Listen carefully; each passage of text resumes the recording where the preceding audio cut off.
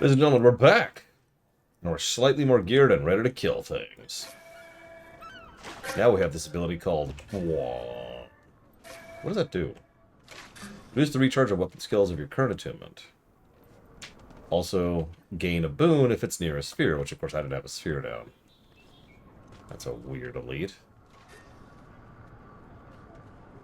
See, that's what I was thinking, Pillars of Snow. Did you get the good pizza, Mr. Red? Better have gotten the good pizza. So there's our shield. Yeah, okay. This is that. We actually used this earlier.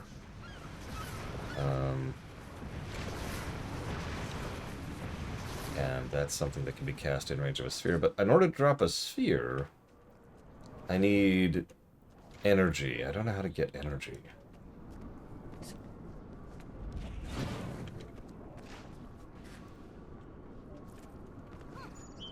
Hey, old Griffin. We might actually finish vanilla today. That's the dream.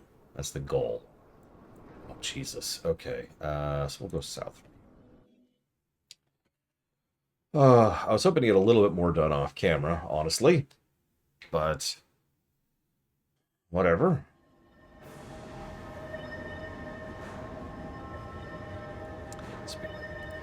Let's go ahead and nuke it to it.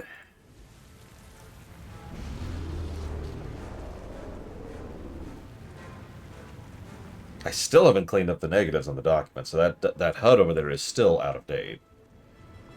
Sorry. It takes time, okay? I don't know what you want from me, and I haven't had time. I barely had enough time to eat lunch and then get my elementalist set up, because that's all I did.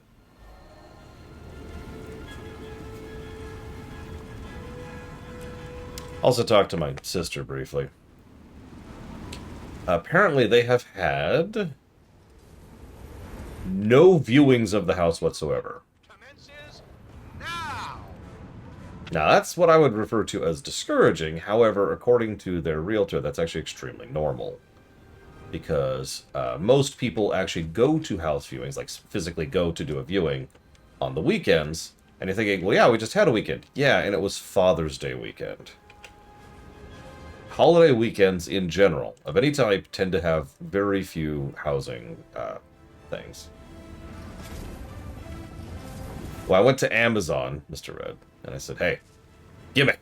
And Amazon was like, no, I'll never give you this post. Never. And I said, no, listen, I need you to give me a cat post. And Amazon was like, you'll have to pry it from my cold, dead hands, you villainous garbage. I was like, okay, look, I just won. Yeah, pretty much, Bleachable. I don't want to get too much into it, but we were planning to list on the 30th, which I think is 3 weeks ago at this point. So we missed the mark by about 2 weeks. There's a non-zero chance the house would have sold by now if we had managed to hit that window. And normally you would say this is the part where I, because I hate myself, would say, oh, it's all my fault. But no, I busted my ass for 4 weeks solid to get that house ready for listing. I did my part, thanks. I am quite literally still recovering from that ordeal. My friends and family have been invaluable in keeping my sanity in check. Speaking of which, thank you all. I know that sounds weird, but you guys, the walkers in general, tend to help me retain a degree of normalcy, as everything else is going directly to hell. The good news is I'm only behind on one thing. Yes, I did actually eat. It was something that required no prep work, a salad in this case, which I'd already made before, so...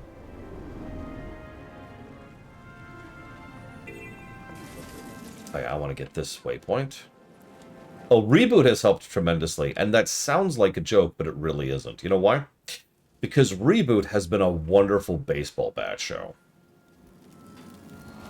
No joke. No joke at all. I have needed Reboot. This is something I could just take the baseball bat to. Okay, sure. I can explain what that means. So, there's actually a huge variety... Actually, yes, Old Griffin. Although I'm almost done with it. I only have 4 episodes left now in Season 4. So, there's a huge variety of different ways to look at something, right?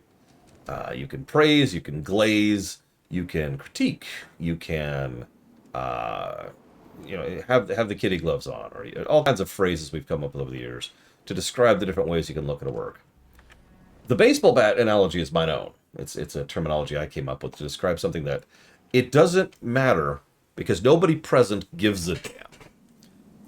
Nobody present care. Like if right now I was to start bashing Star Wars Outlaws, nobody would care.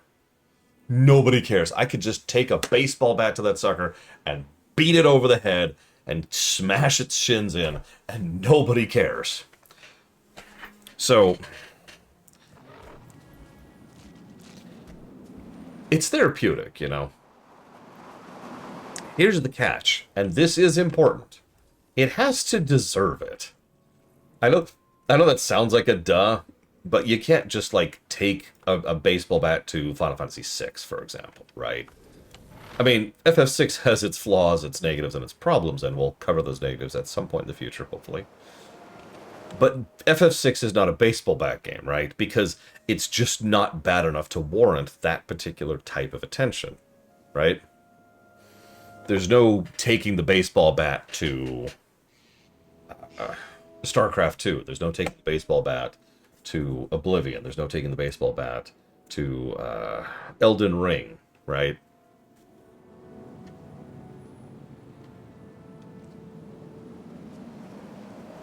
Those are good games. So you can't do it. It doesn't work. It has to earn it. Yeah, Sticker Star, the next game we're streaming, we're going to take a baseball bat too. I'm going to have to do research to remind myself of exactly how bad Sticker Star is, because it's so much worse than whatever you're thinking. All right, I have considered consideration. I've considered the suggestion you made, Blade Taval. I probably won't do that immediately. I am entirely too far behind right now. By the way, rate my Mog. I'm not actually super proud of it, but this is kind of a thrown together. Honestly, getting really good transmog in this game is actually a huge deal. Oh, trust me, I have not been taking a baseball bat to this game. In fact, I can prove that because this game has been scoring pretty reasonably well, if you're paying attention. In fact, let's just check that. Let's see. We've got 34 story positives to 29 story negatives, and 120 gameplay positives to 62 gameplay negatives. That's not taking a baseball bat, right? Now, excuse me. I didn't realize it was this late. I'll be right back. Ugh. Oh, shoot.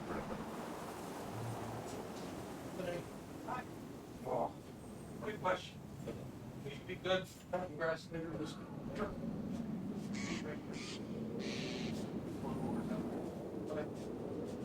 Both are okay.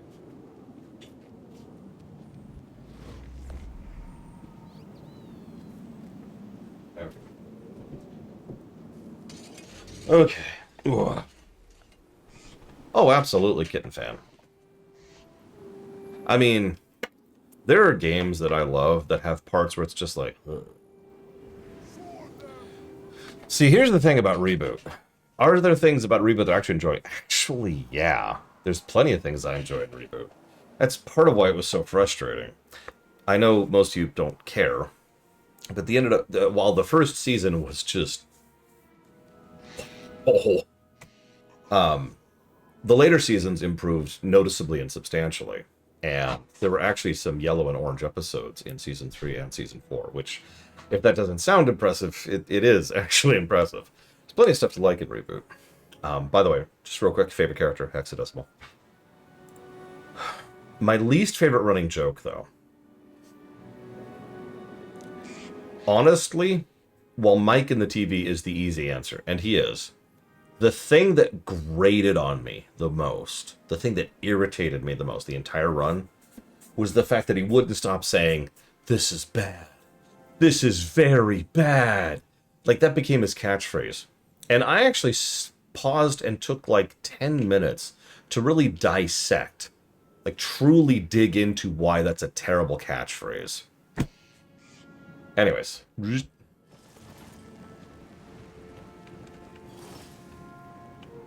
Whoops, overshot. Favorite reboot villain? I mean, there's only really two. So I'm going to go with Daemon. Did I like the D&D episode? Don't remember if we gave that a black or not. Hang on. What was the name of that one? Oh, never mind. There's it. Wizards, Warriors, and a word from our sponsor. Yeah, we gave that a black. That was Lamentation.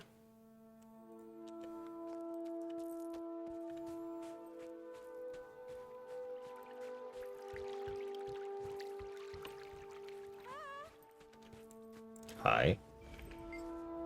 Welcome. Things got ugly on Claw Island, didn't it? We lost a lot of good soldiers, a lot of good friends, but we sure gave Zyton a bloody nose, right?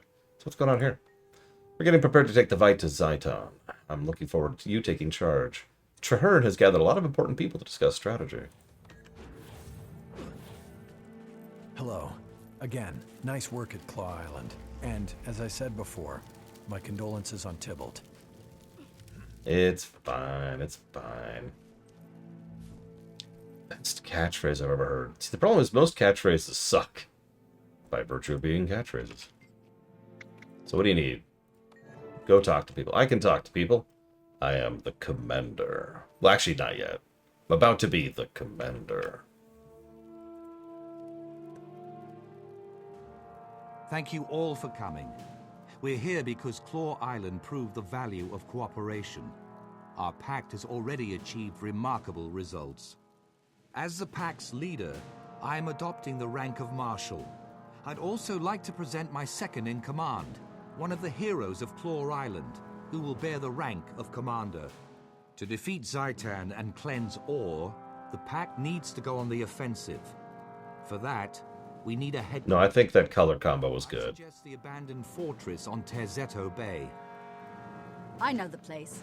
Formidable, easily defensible, and right on Zytan's doorstep. A solid decision, Marshal Traherne. The Vigil is with you. It is a wise choice. The Priory will also follow you to the Pact's new headquarters and on into Ore. No argument here, Marshal. It's a smart call. Count the Order of Whispers in as well. Excellent. I'll begin preparing our new headquarters at the Terzetto site, which I have codenamed Fort Trinity. I look forward to seeing you all there. A moment, please, Commander. I'd like to speak with you. I mean, honestly, people basically asked Traherne to take over. It's honestly, for those of you familiar with United States history, it's similar to George Washington. He could have called his rank anything he wanted to, and people would have pretty much gone with him on it, right? Nobody was going to disagree.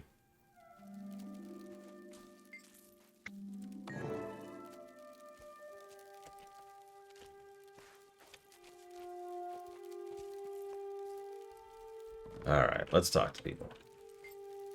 Let's see. Do you have any concerns? Traherne has the knowledge, but we need... will these soldiers and spies listen to him? With the charisma and personality to keep the pact together. Yeah, we'll need some kind of commander to keep this together. No, you're fine, Pillars of Snow. Just let me get past cutscenes, and then I'll answer you. Putting us fort this close to Ore is smart. It creates opportunity. One victory doesn't win a war. Before I commit soldiers to serving under Traherne, I need to know he's capable of leading under fire. And yes, make sure you vote if you haven't. That's going to be live for another month or so. So you got time, but please vote if you haven't. I suppose that the fort is the next logical step. I don't like giving dragons such a visible target, but what choice do we have? Between you and me, alliances, especially this one, are fragile creatures. It was so difficult to assemble, I fear it'll be impossible to preserve. Yeah, there'll never be a Tyrian alliance. Don't be stupid. By the way, I do like the overall ensemble there, Giga. So they're worried about you. We'll prove it every day. Okay, so now we gather weapons, armors. Except the Smiths rise to my challenge out of innate nobility, or at least pride.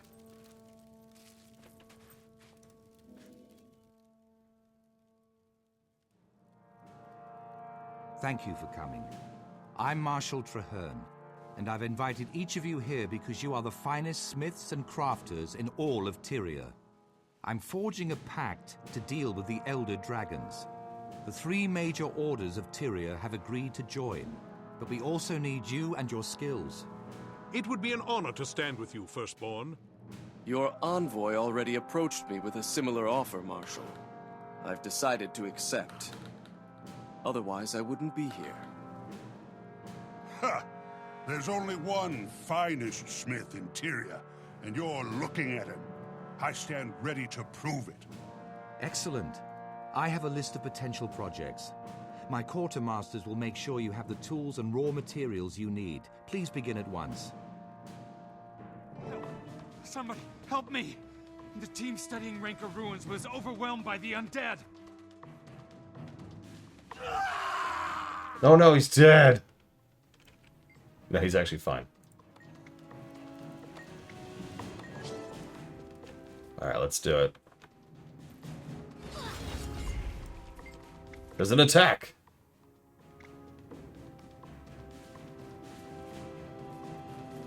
No, you stay here and defend the fort. We got this.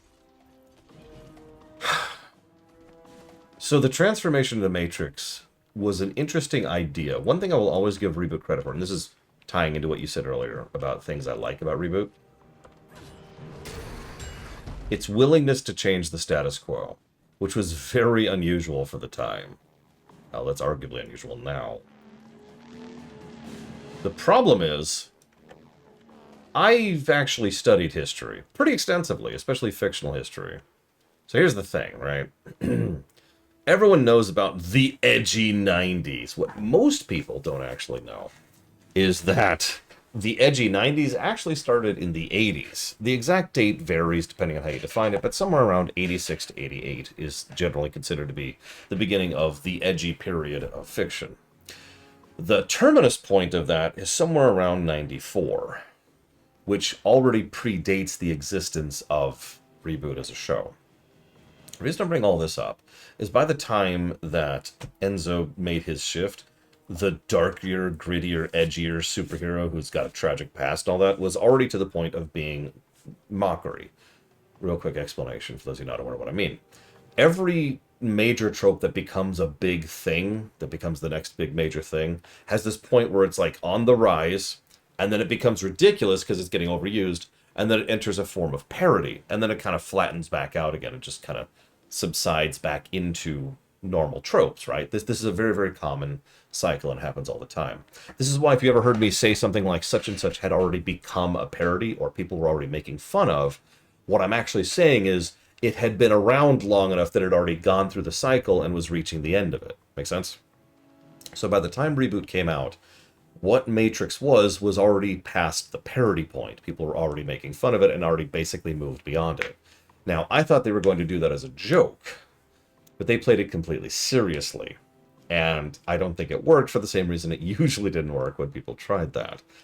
Furthermore, I don't think they ever did anything interesting with it because they never spent the camera time on it necessary to make it interesting. This is a child who has had to survive on his own in a hostile environment for years. And all that implies, and they never do anything with that, right? A perfect example of this, there's a scene where everyone's happy and they're cool, and I'm not going to actually spoil, but like everyone's cool, and then like he draws his gun on someone, and then I counted, because it's me, and I like showing my work. 32 seconds pass as everyone's trying to get him to calm down and pull back. And then finally he's like, sorry, it was just reflex. For a bit of perspective of what that looks like, imagine that I'm walking along and I have PTSD and Mr. Red bumps into me and I pull my gun on him.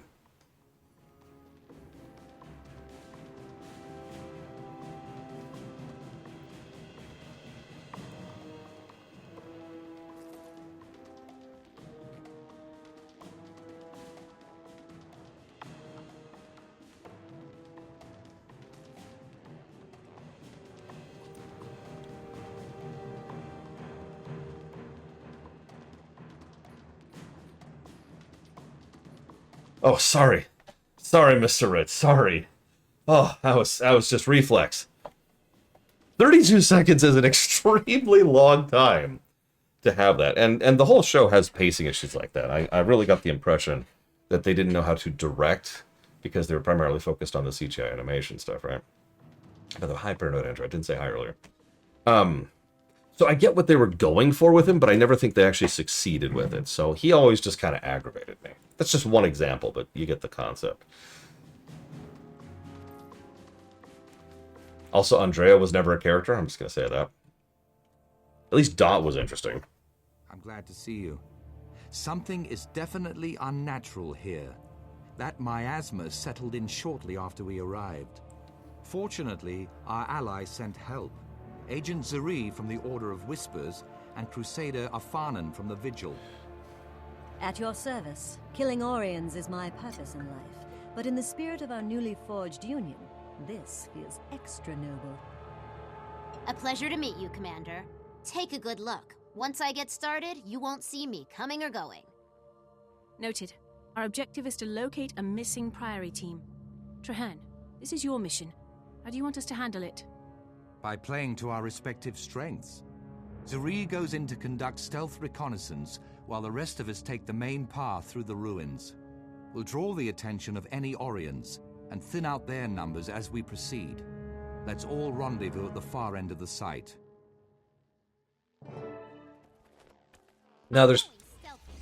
I'll report back as soon as I know anything. Now, I don't want to bash the show too much, because there's actually several scenes it does extremely well.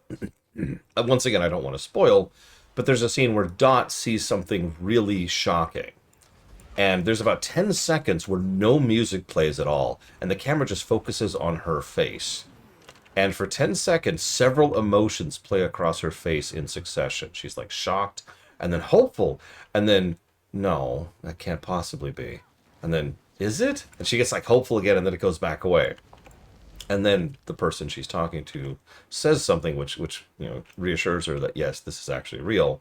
At which point she just pulls him in and gives him this tear-inducing hug. That is a great scene.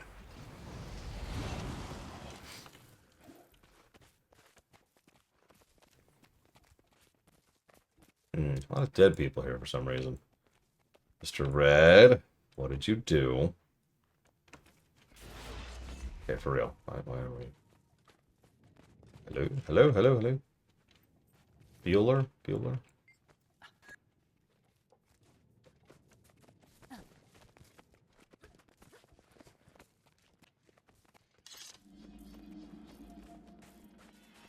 Also, there's this wonderful scene. I believe it's in Season 2. I'm not going to go and spoil this one because it's not really a spoiler. Where, in an effort to prevent her from destroying everything, Bob more or less accidentally removes Hexadecimal's mask. That was a really, really good scene. It was properly horrifying. There's this moment where Bob turns around and is...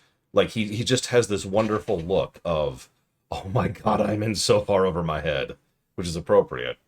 And he's oh Jesus, oh god, what have I done? What have I done?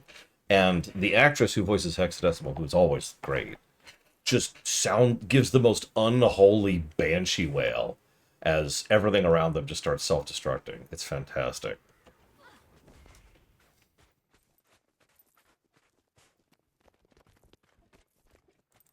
A favorite parody? That is a good question. Mr. Red, help me out here. Was there any good parodies? Not being facetious. I'm trying to think, because all the bad parodies stuck with me more, you know? We'll keep looking.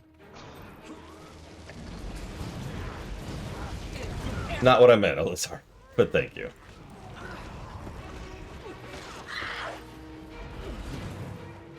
I always assumed that the skipped upgrade that Kilobyte went through, all of that additional energy that made up that upgrade to Gigabyte actually just went into Hexadecimal.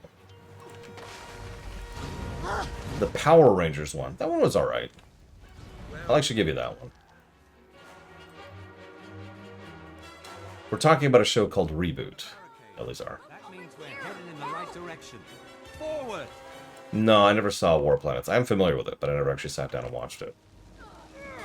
The Looney Tunes episode was probably another black. In fact, if you type !streaminations, or probably !stream?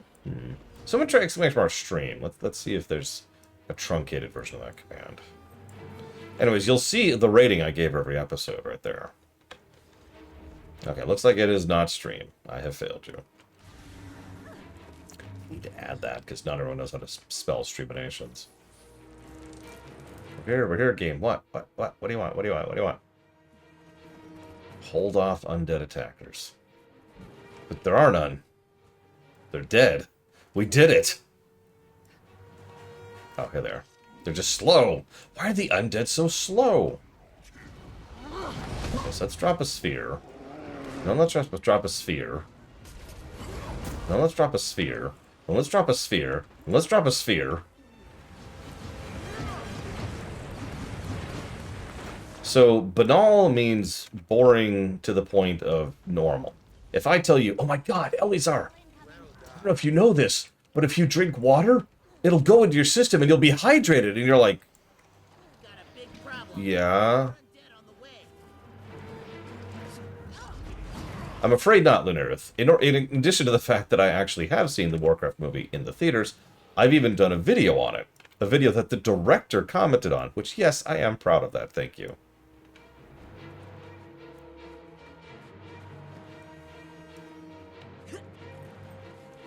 Look, nobody gives a crap about me. I'll take every little tidbit I can get. I'm serious, by the way. You can actually check the comment section of that video.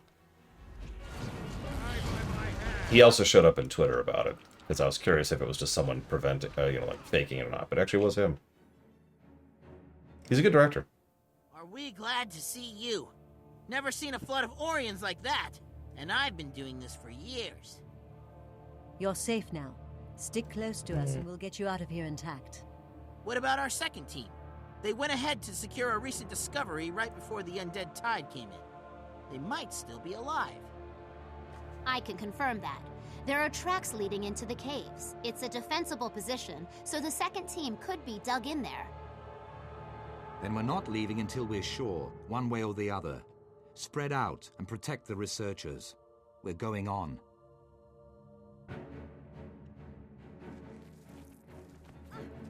For the record, since I've given this opinion 1,000 times, I liked about half the Warcraft movie.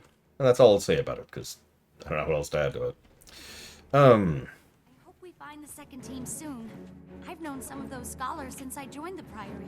Found the entrance to the caverns. It's barricaded shut. How did you see that? Stand back. Showdown. Which one was Showdown? I don't remember Showdown. Oh, that one. Yes, no, I actually agree. We can't afford to lose the second team, or the artifact they were hunting.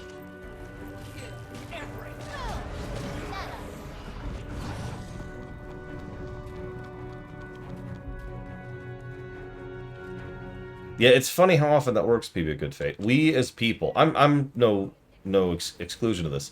We like to summarize things with single data points. Is it good? Yes, no, right? But reality usually doesn't hold up to that. It's one of the reasons I have the review system I do for, games. This is good, that's bad. We need to get you out of here. Stand by to withdraw. Commander, you lead the way. Keep together and stay on your guard. I think that might be the first time they said that out loud. I mean, obviously, they named us earlier, but I think it's the first time someone referred to us by name as Commander. Get used to that. That's our new name. I like it. Oh, yeah, that's another great scene. Matrix punches Megabyte in the chest. It dents his armor. And Megabyte is like, what? Like several seconds of reaction of just... Where did that come from? This was supposed to be our way out. The Orions funneled us here. They've showed disturbingly advanced tactics ever since we arrived. Commander, to me. I need your opinion.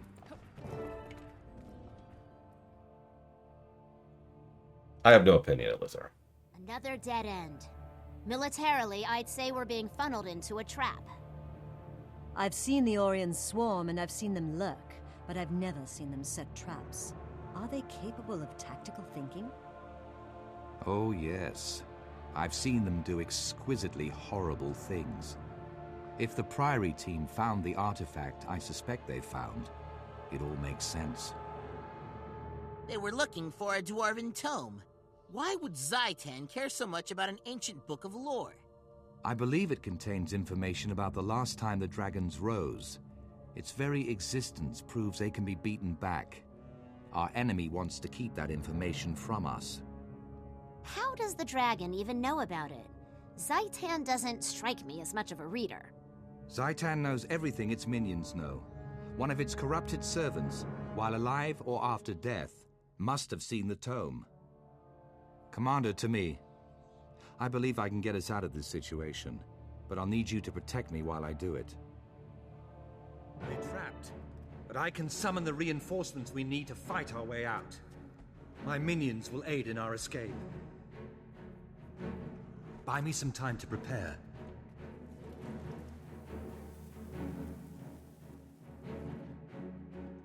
I've been in that boat so many times, PB Good Fate.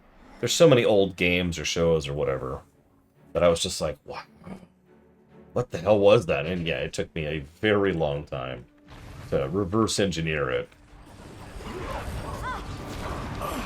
Fun fact, Google AI-driven search is so bad right now, a lot of those searches I have done to find things in the past probably wouldn't work anymore. Anyways.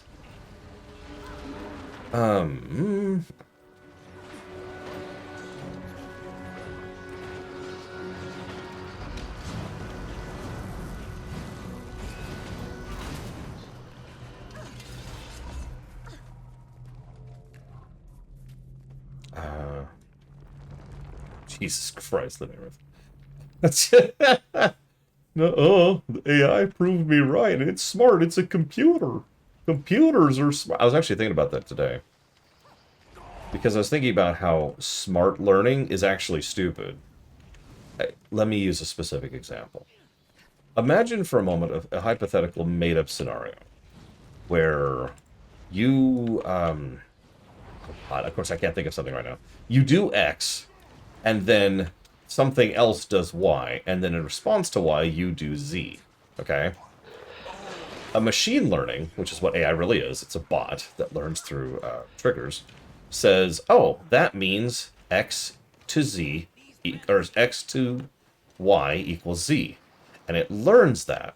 It doesn't understand concepts like special circumstances or unrelated information, right? Smart AI has actually been around for decades at this point. Like, it's a very, very common thing in video games to design AI where they actually correctly see an input and then deduce an output, but that's still single point of variable, right? All it is, oh, X happened, therefore Y. And that's it. It's extraordinarily easy to screw with that, of course, and it's also very often wrong.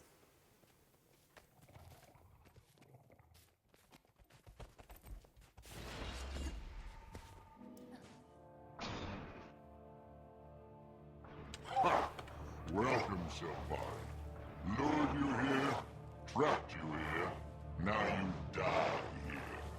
The elements bow before me, and I bow before Zaitan. He willed your death. He shall have it. I was born to undo your master's work. If I must kill you to achieve that, so be it.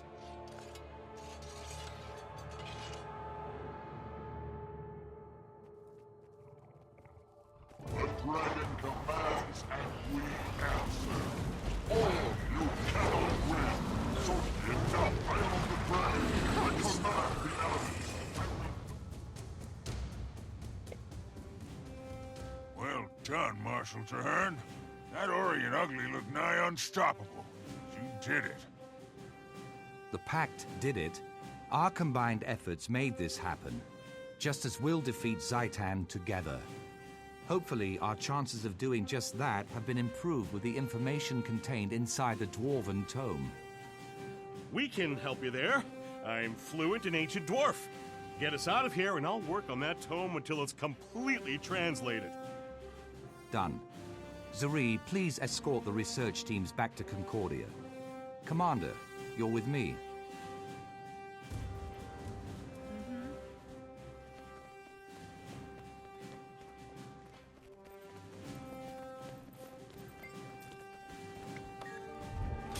I would say the most, oh my gosh, I can't believe they got away with it thing in Reboot.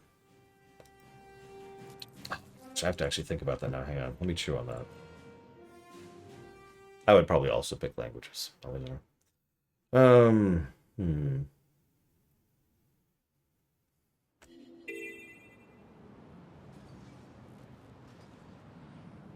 Like I mentioned, the frequency with which they changed the status quo needs to be re-emphasized, because executives were extremely against that concept back in the day. That's actually probably closest from here, wasn't it? The fact that that was greenlit to actually happen is bonkers.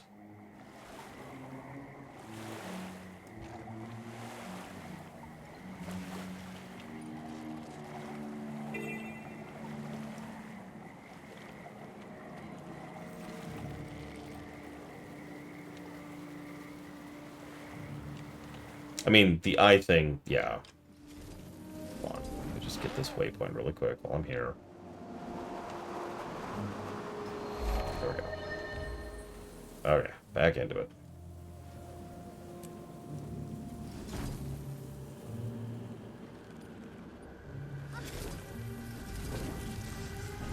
Way too long. They took, God, I think it was like 5 minutes to actually showcase the return. It got to the point where I was just like, ugh, yes, I got it. I got it. They even said it long before they revealed his face. They were like, yep, yep, uh-huh, uh-huh, yep. Yep, yep, yep, yep. Yep, yep, yep, yep, yep, yep, yep, yep. What's funny is Bob also has one consistent character trait. It does, kind of, Jake Palmer, which they never really touch on to the extent I was hoping they would. He is self-sacrificing to a fault, usually to his own detriment. Now, they could have done something interesting with that, but they never really acknowledged it, except until, like, Season 4. There are plenty of times where things were actually made worse because he was self-sacrificing. And that's kind of an interesting character trait to take. I have to admit I'm biased because one of the major characters of my own setting, their primary character trait is that they are too self-sacrificing. And it is a recurring background element that multiple main plots and crises that happen over the course of the story all could have been solved if that character hadn't gotten themselves killed fighting off the first of those crises, you know, centuries ago. Put this into slightly different terminology. Imagine if Gandalf had decided, oh no, there's I'm trying to think like the dumbest possible thing.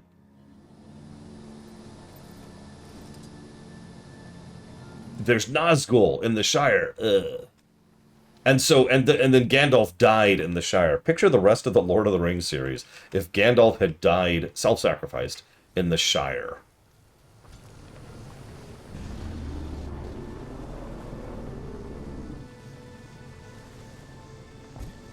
Yeah, imagine if Aragorn had died to the Uruk-hai guy.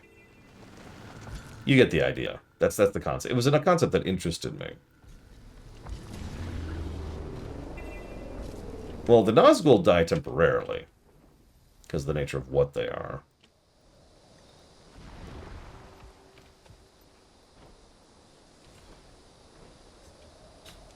Oh my god, where is it? Tell me that's not invisible. Okay, we're okay, we're okay.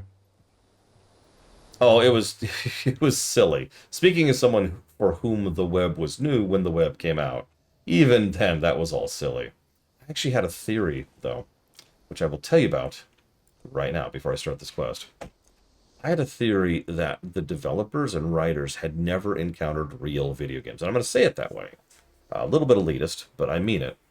Because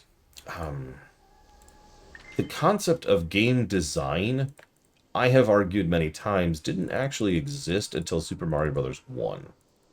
Now, there's probably some game before then, but around then, early 80s is the point, right? Because if you go back, if you really analyze games, video games from the 50s, 60s, and 70s, you find a recurring trend, right? And that trend is that those games aren't. They have like one functional rule, and that's kind of it. Yeah, and there's no design to them. There's just stuff happening. There's either patterns based on mathematical formulas, like in Pac-Man, or in Breakout or whatever, or Space Invaders, and that's it. Yeah, they were exactly, Ross. They weren't really video games yet. There was no game design as a concept yet. Now, where am I going with all this? Think about all the games in Reboot. None of them have design to them. None of them have rules or ups or downs or like risk-reward concepts or levels or even like real puzzles to speak of, right? They're all old Atari or arcade games, right? I have the very strong theory that the people who made that show and wrote that show, that those were the games they were familiar with. Those are the games that they played. So while they were told about games, like Leisure Suit Larry, which was mentioned in there, or Tomb Raider, which they referenced very directly, or Mortal Kombat, all that, they didn't know what those games were, right? They never played them. They never experienced that. They were never part of that sphere, that cultural sphere. So they treated all of them like they were early arcade games. And I came up with that theory about mid-season 2. And the further we went into the show, the more I became convinced that I was actually right. But anyways, I do need to AFK very briefly. I'll be right back. We're doing a water break. Also true, Pillagers know. They can never make up their mind on that. Yeah, they referenced Doom at one point. Clearly had no idea what Doom was.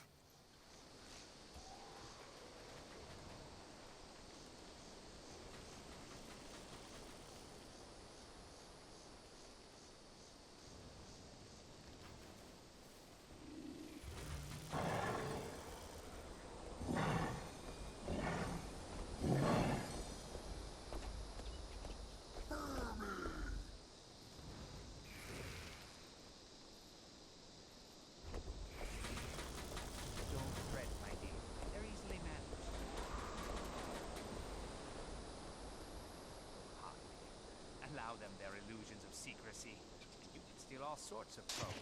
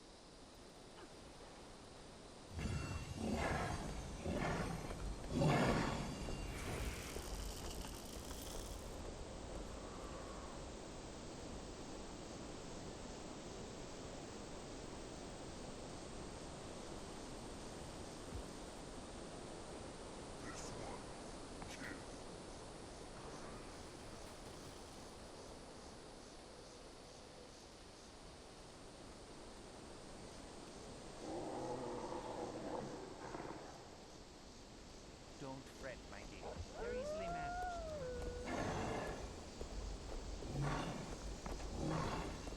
Allow them their illusions of secrecy, and you can steal all sorts of progress. I sure hope not, Jay Palmer. Actually, I did. Yes, Ross.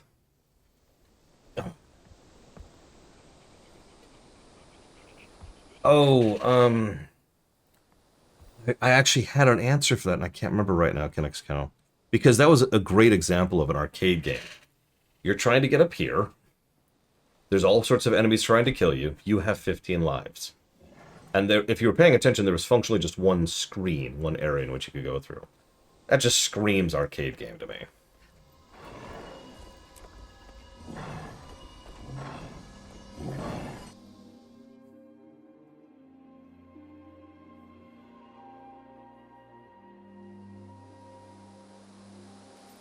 Oh yeah, I meant to say something to Loke, but I think Loke's gone now. You meant... Hey, Commander, over here. Time to make some noise. No, there's nothing wrong with arcade games, and if you like arcade games, that's fine. That's not the point. The point I was trying to make is that arcade games and video games are different. Like, games and video games are different. That's the whole point I was trying to make. There was a very clear delineation between Pac-Man and Super Mario Brothers, right? It also struck me as weird because a lot of these episodes were coming out and we're doing these parodies of video games in the mid-90s. Like, Chrono Trigger was out, for God's sakes. So, a lot of you probably think I've been too harsh on Guild Wars 2 Vanilla. In which case I have to say, hi, welcome to the show. This is me. This is what I do. But actually, I think I agree with something Loke said earlier. Guild Wars 2 Vanilla is definitely taking it in the pants. Almost entirely because you'll notice I just keep not giving positives as we go through quest after quest after quest after quest. I just keep giving nothings. And what that does is it lowers the density bit by bit by bit, and it slowly drags out the experience to the point where it's actually going to be hurting the final score more than if I just gave all these negatives. So, remember that earlier tidbit where I said this might even be a negative worthy? And Loke said, no, I disagree because you're dumb and you're worthless. And I thought about it. And Loke was right. I am dumb and worthless. But also, coincidentally, he's also right because I think that a lot of these quests are just there. Absence of a positive, right? They're just nothing. There's just nothing there. Even this big final battle. How many lines of dialogue do you think Zaitan has in the game? I'm going to just give it away. None. There are only two Elder Dragons who never talk in the entire game. And Zaitan is one of them. And I bring this up. I wasn't counting the lines from his mouth, no. Or his eyes. There's actually a whole other thing there. Pretty much, J. Palmer, yeah.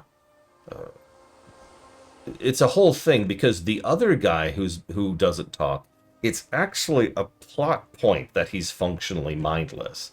And we'll talk about that when we get there. Zaitan, by contrast, he's a target, right? He's not a character. Yeah, exactly, Loke. It could work. It doesn't. But it could work because, I'll just tell you, it's Primordus. It's Primordus. Primordus never says any lines of dialogue, and that makes sense. Not sense. It makes sense because Primordus is bestial. The whole idea, and they lean into this, they make it part of his character, is that he has no character. That he's not really a sentient entity. And yeah, he's terrifying. Primordus is functionally a volcano that moves. And that's horrifying, right? It's also a wonderful contrast to Jormak, who primarily messes with people's minds. But Zaitan is just there. There's no intent to make Zaitan interesting. He is just a target. And that's the contrast. That's what I'm trying to get across here. Because so much of this is just there. Like Jay Palmer says, it's an excuse to go do the rest of it. You can really tell that they were putting all their eggs in the hearts and events basket. You notice that, right? I can even prove this, actually. Because this zone we're going to do very, very soon, right here, the Ruins of Ar, this place is flooded with events. I was looking up specifics earlier. This place has twice the amount of events of anywhere else in the entire game, in Vanilla, in all of Vanilla. You can really tell they just spammed that concept because they figured that would be the draw. And to an extent it kind of is, but you can see what I mean when I say that the MSQ really took a back seat. And the problem is, as every other video game out there has learned periodically over the course of the years, you need to have a strong MSQ for a lot of reasons. Like, there's a whole lot of things that make the MSQ valuable, even if it's not your primary draw to the game, because the MSQ gets people in. The MSQ gets people invested. The MSQ makes people come back, right? This is true even in FPSs, as I've talked about before, or RTSs, right? You need to have that structure, that pillar, right at the center of the game in order to keep that there. That's what the MSQ is. Honestly, I think that's one of the reasons why Dragonflight is when WoW really just started firing on all pistons. Because Dragonflight had a really strong central pillar of an MSQ. I know the launch MSQ wasn't great, but the patches? And I mean, War Within, just to make my point very, very fundamentally clear. Sorry, getting a little bit off topic. Forgive me. Siphon, Filter, Omega Strain, Sky Odyssey, and Halo. Thank you, Jay Palmer, as always. Yeah, exactly, Loke, exactly. Events and MSQ both complement each other. We see this in later zones. We see this in later expansions where they figured out that you want to have a strong emphasis on MSQ and good events to complement that. That keeps people invested, right? Yeah, MSQ is what made Star Trek Online worth a damn. Frankly, ditto with Tor. And, if I'm going to be honest, FF14, which I know sounds silly, but really think about it. Imagine if you just ejected the MSQ from FF14. Now, there's a lot of content that's left. But really picture how different of a game that would be.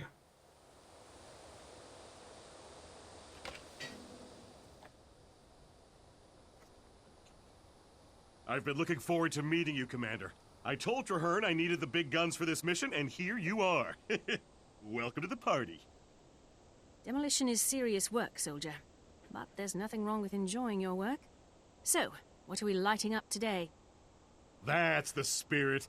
Like I always tell my wife, Sierra, any lump can hack bad guys to death, but it takes skill and style to turn them into craters and dust. Our preliminary targets are 3 Orient towers that are flooding the region with undead nasties. We can't hold this area until we stop the influx. I'll handle the explosives. Your job is to get me to the targets and keep the enemy off me while I plant the charges. Then we drop back, settle in, and enjoy this spectacle pyrotechnical. Good news, Pillars of Snow. They already did. Bad news. They already did. I love char-conditioned animals. Nothing phases them. Explosions, massacres, rude language. Every member of the Legions is trained for war, from Imperator Smoter down to the lowliest pack animal. Wow, that's a terrible line rating. Easy there, Iron Pants. Meant it as a compliment.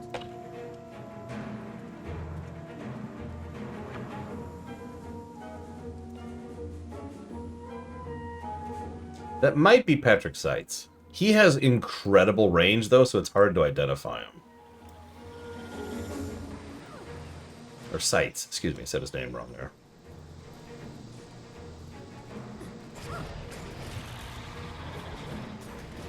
Oh, wow. The guy who voiced Arthas, the original guy who voiced Arthas, didn't actually do a lot of voice acting after that. Like, I recognize everything he's been in, but it's all bit roles. Yeah, Patrick Seitz, who is the modern voice of Arthas, also voices, among other things, Garrosh Hellscream. And Gallywix, I believe.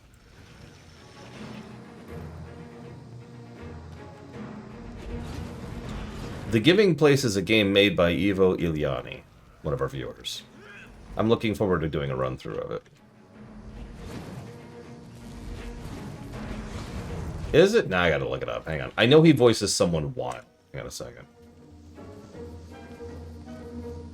Ah, you're right, you're right. Gallywix is actually, Darren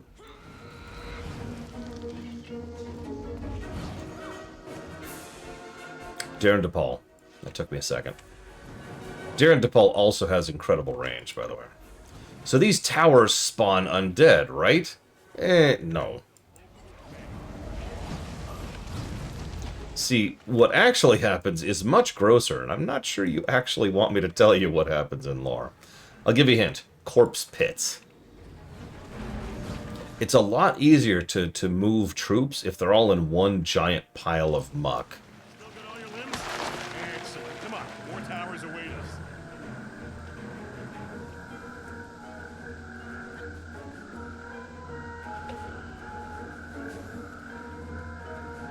Okay, here we go. Patrick Seitz voices. Okay, here we go.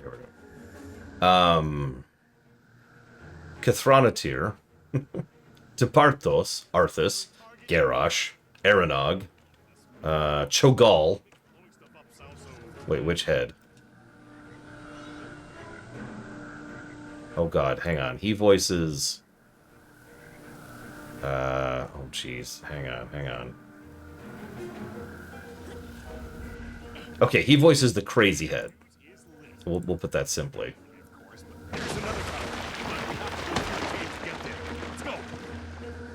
He might voice the other head, but I only saw his acting credit listed for that. It depends, Ross. I happen to value actors with both range and quality.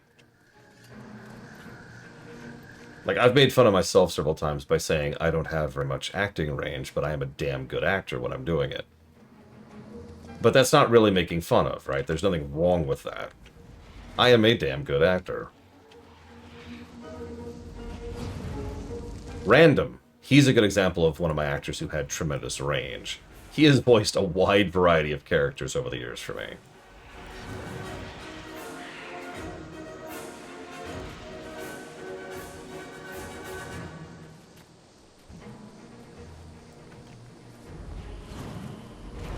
See, that's one of the reasons I think the ARR MSQ, it doesn't need a pruning. It doesn't need an editing pass. It needs a polishing pass, right? It needs someone to sit down and essentially remake the quests, you know? That's my opinion. And that's a lot of work and effort, because that's basically making new MSQ quests. Now, I still think they should do that, because the concept of onboarding is a real problem, especially for an MMO.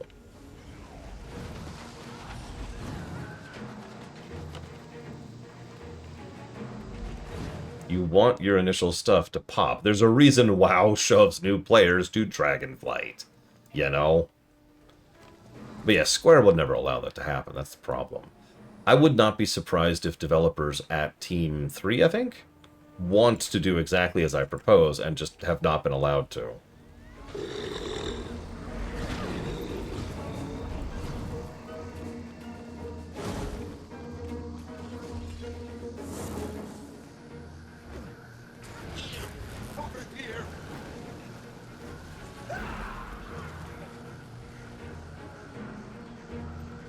Yeah, probably Blateville.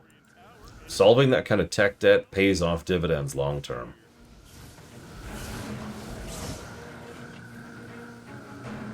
That's actually a good question, Mr. Ed, and truthfully, I don't know.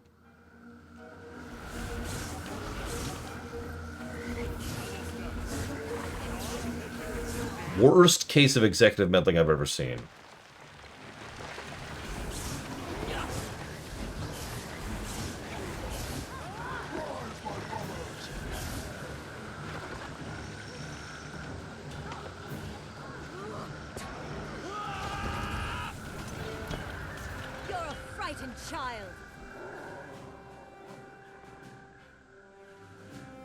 Now that's a fireworks show.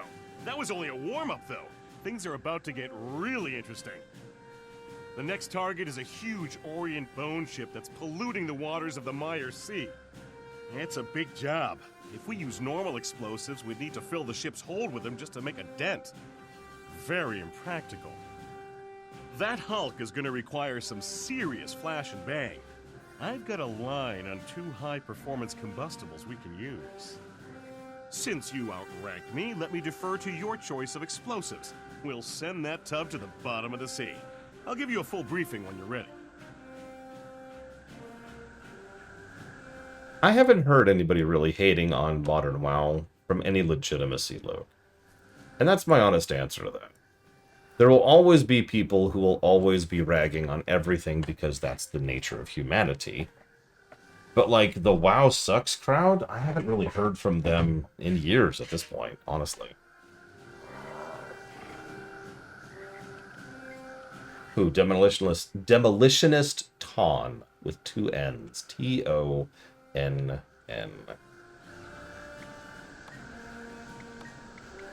Alright, I'm ready to decide. Let's work with Zop. So let's see. Executive meddling. We have Rick Berman. We have Gene Roddenberry. But actually, I've got a random-ass example for you. This is more of a comedic example, but I still think it qualifies. How many of you know who Kevin Smith is?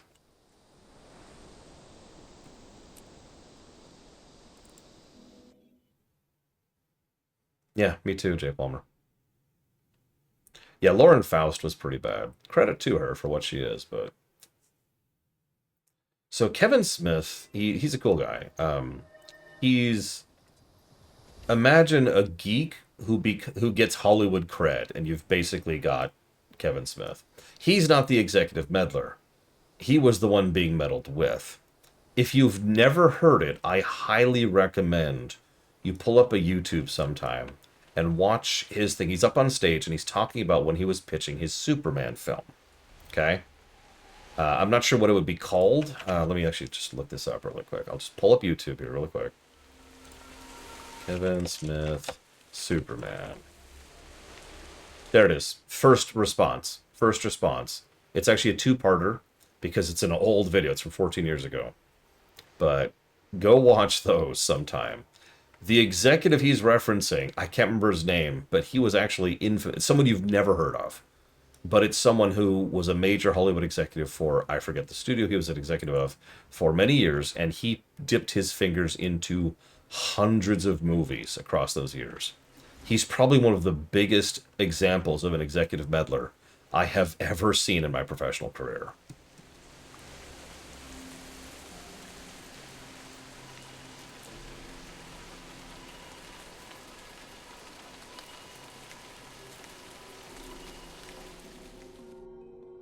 Oh, we're up to level 70 quests. Ooh.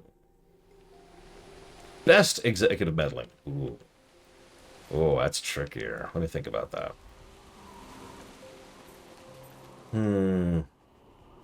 Rick Berman. Hope you're ready for bad news. I just learned from Zop here that his whole team went ashes and embers on him. Hey, that's my crew you're talking about. They're going to be extremely hard to replace. Sorry, I tend to get over-focused when I'm on a mission. Tell us what happened. We were completing the extraction when Max's suit malfunctioned. He burst into flames and dropped the flame core device. Then lava elementals attacked us. We withdrew hastily. If you want our flame core, you'll need one of these special golem rigs. Without them, you won't last 30 seconds. We need that core. It's the heart of the explosive device I want to build. All right, Commander, suit up. It's about to get real hot. So, Berman was also well known for being one of the only people who could rein in Ira Steven Bear, which is the other thing I was thinking of there. Beep boop. Beep wee. Elementals everywhere. But Zop made these rigs especially for this job. Be safe enough.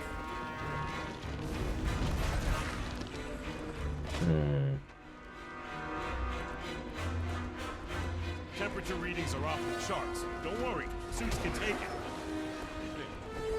Yeah, I was actually just trying to think of that person's name, Ross, and I can't think of his frickin' name.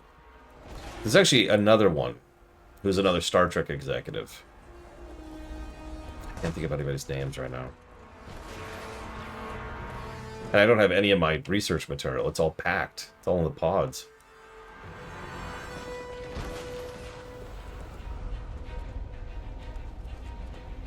No, not Pillar. This is TOS. Back during TOS, there's actually three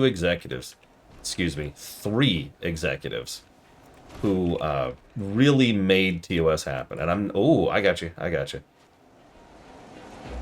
And to be clear, I'm not counting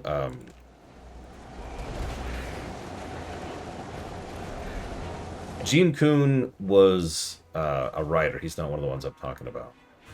Oh my god, I can't think of anybody's names! I'm so stupid. Alright, there's a woman who was an executive, who is the only reason Star Trek exists. She's not actually the one I was thinking of, but she is a good example of good executive meddling. Suit malfunction. The core's magnetic field is fucking with my motivators. I can't move. I can fix it. But, oh, Glitch, there's a huge spike in the energy readings. Something big is coming out of the volcano. So, there's, okay. I can't ditch my suit or I'll be crispified. You'll have to fight that thing alone. Hey, look, it's the Elemental event. No, Jerry Taylor wasn't born when this was happening, Jay Palmer. What's giving it cohesion? Take them out and that thing will disperse.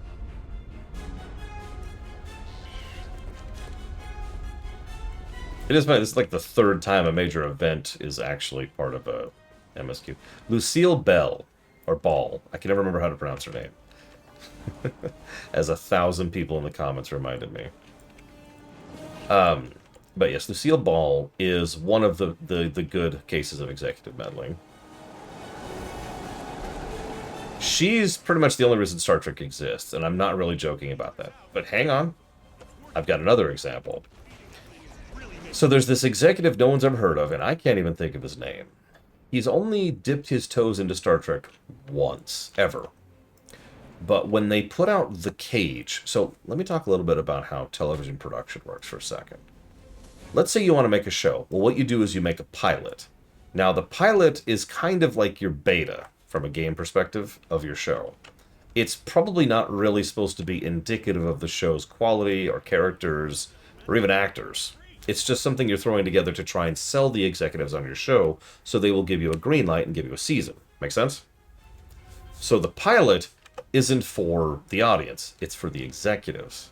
So they threw together The Cage, and it was a bit problematic and a bit issue. It was testing pretty well, but a lot of the executives didn't really care for it. And there was this one dude, and I can't think of his name, who said, no, I think there's some potential here.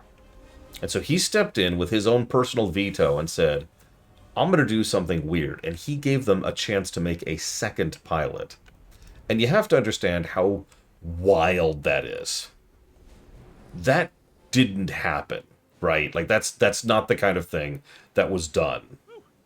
I expected things to get hot, but not that hot. Thanks for bailing me out.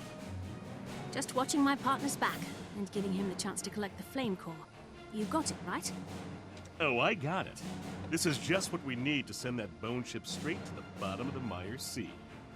Then I'll meet you there as soon as I've finished prepping the device. I'll have to introduce you to Sierra. You'd like her. She's a pack soldier, too. A medic. That's why we make such a great pair. I blow up enemies, she patches up allies.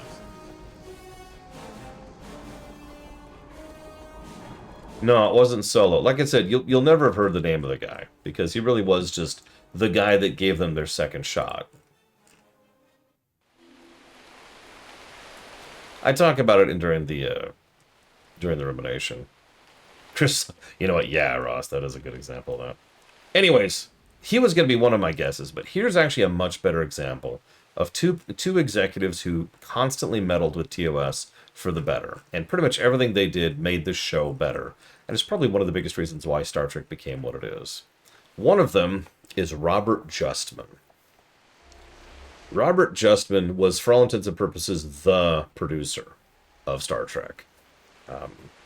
He was the one in the trenches getting them access and resources and scripts and stage time and set time and all the things they needed to actually make the damn show. He was a huge contributor to the show. I would say second only to Gene Kuhn, who was one of the primary writers of the show.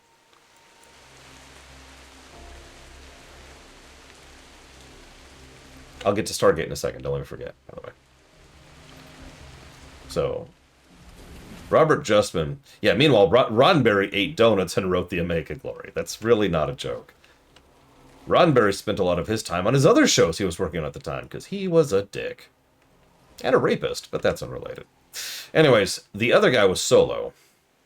Herbert Solo, I think is his name is. He's not even on the credits half the time. But he was the other big executive who had meddled with TOS. So that's four executives, just for TOS alone. And all of them were a positive force on that show.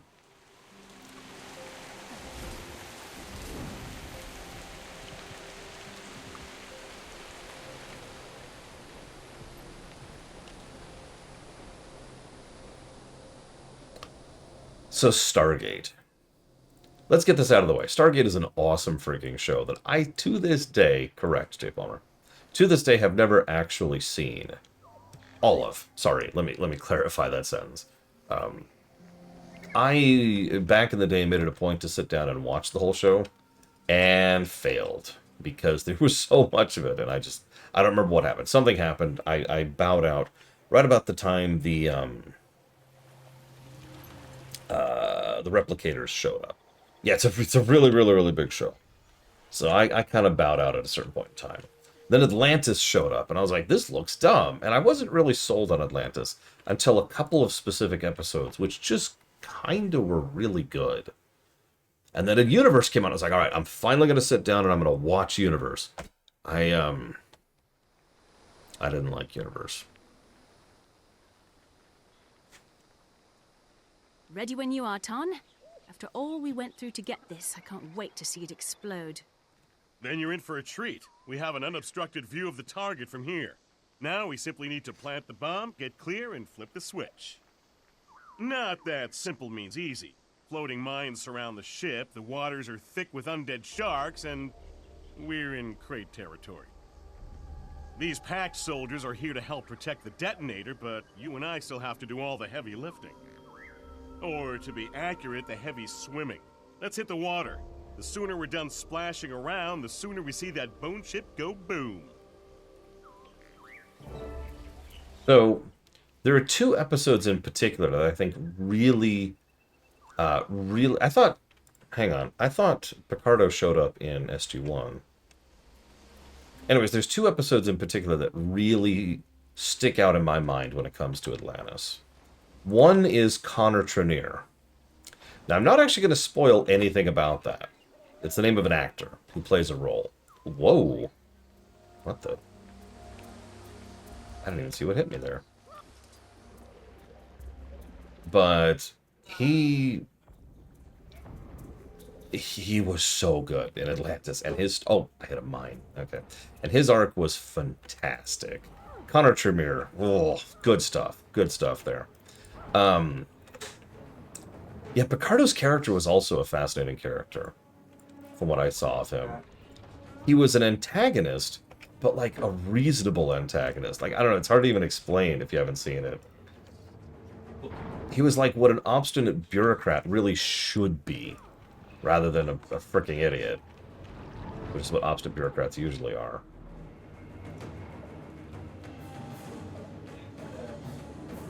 Anyways, the other episode, and I'm going to fail at thinking of this guy's name. They brought in a comedic actor who was known for being a comedic actor, and they had him play a one-off villain of a particular episode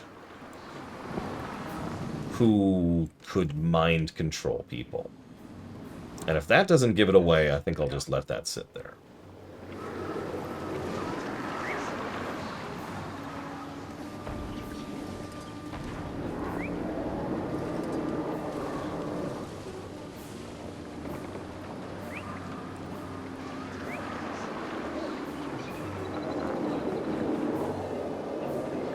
Kind of Brigwin, but unlike Bruce Almighty, it wasn't a comedy. It was more of a horror.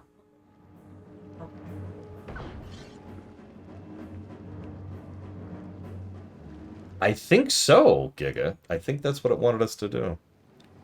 Oh, 100%, Ross. The only one who... Yeah, imagine Bruce Almighty is a horror film, and you kind of got the vibe. Which makes sense, right? Somebody could just make people do things. I mean, they did an entire show about that over in the MCU, which I can't think of the name of off the top of my head.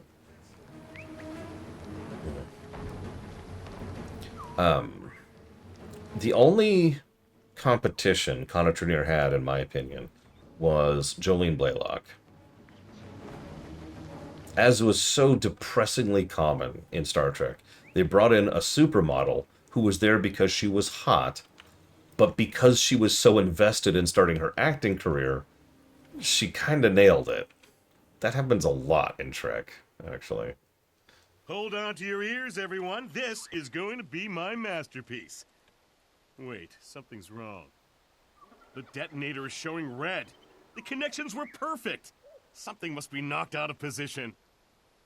Sir, We have crate inbound, closing fast, and they look like they mean business. All right, I'll reset the charges on the ship. You keep the crate off the detonator. I don't like leaving you unprotected. Between the crate and the sharks. I can handle the cartilaginous cretins that are still out there.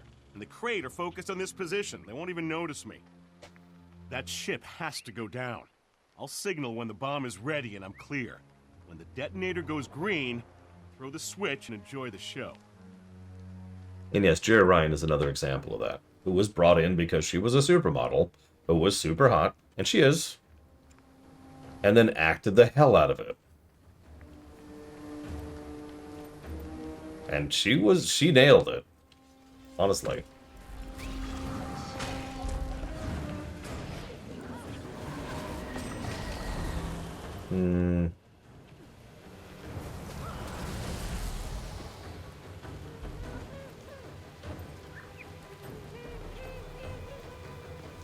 Let's turn it into an aggregate, and I'm with you, Luke.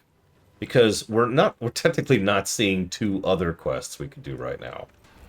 But I'm pretty sure they have decent supporting cast too for basically the same reason. Otherwise, I think I agree. I know, Jay Palmer.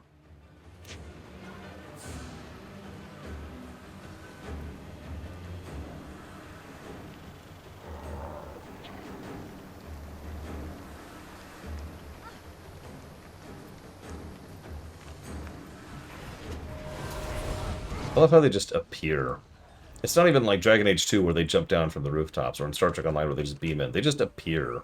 Like, hi, we're here to fight. There's the signal. We can't hold this position much longer. Set off the charges. Now!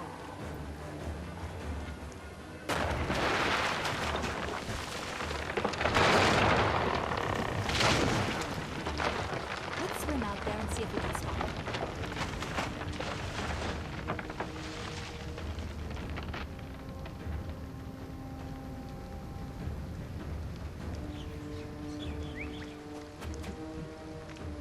My opinion on Jerry Taylor... We have to go out again? My opinion on Jerry Taylor has morphed over the years, because I used to just hate her. I see something. By the gods. It's Ton! He's dead. I was sure he signaled us. Was the explosion bigger than he expected? We have to report this. You head back to shore. I'll bring in Ton.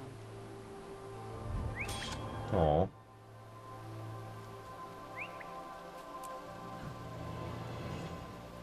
Damn it, Giga. Stop killing people. Yeah, no, Jerry Taylor isn't actually a bad writer. She's just, she has no range in her writing at all. Honestly, I think a lot of people could sympathize with that. Some of us can only write very small, specific types of stories. For the longest time, I assumed I was in that category, to be quite honest with you, because I specialized so much in political war dramas. And it's a joke. Like, it's a joke amongst my friends and family that, oh, of course a story you write has politics in it. Or of course you're writing a political war drama. Because that's what you write, Lore. Because they call me Lore in real life.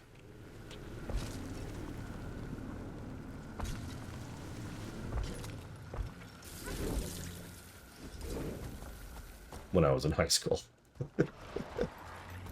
Best performance of Kirk by Shatner.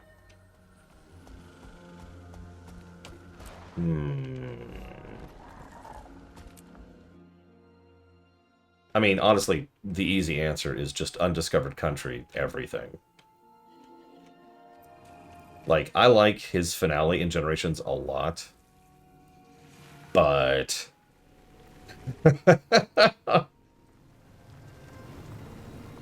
he's just perfect in Undiscovered Country. The whole movie. The whole movie.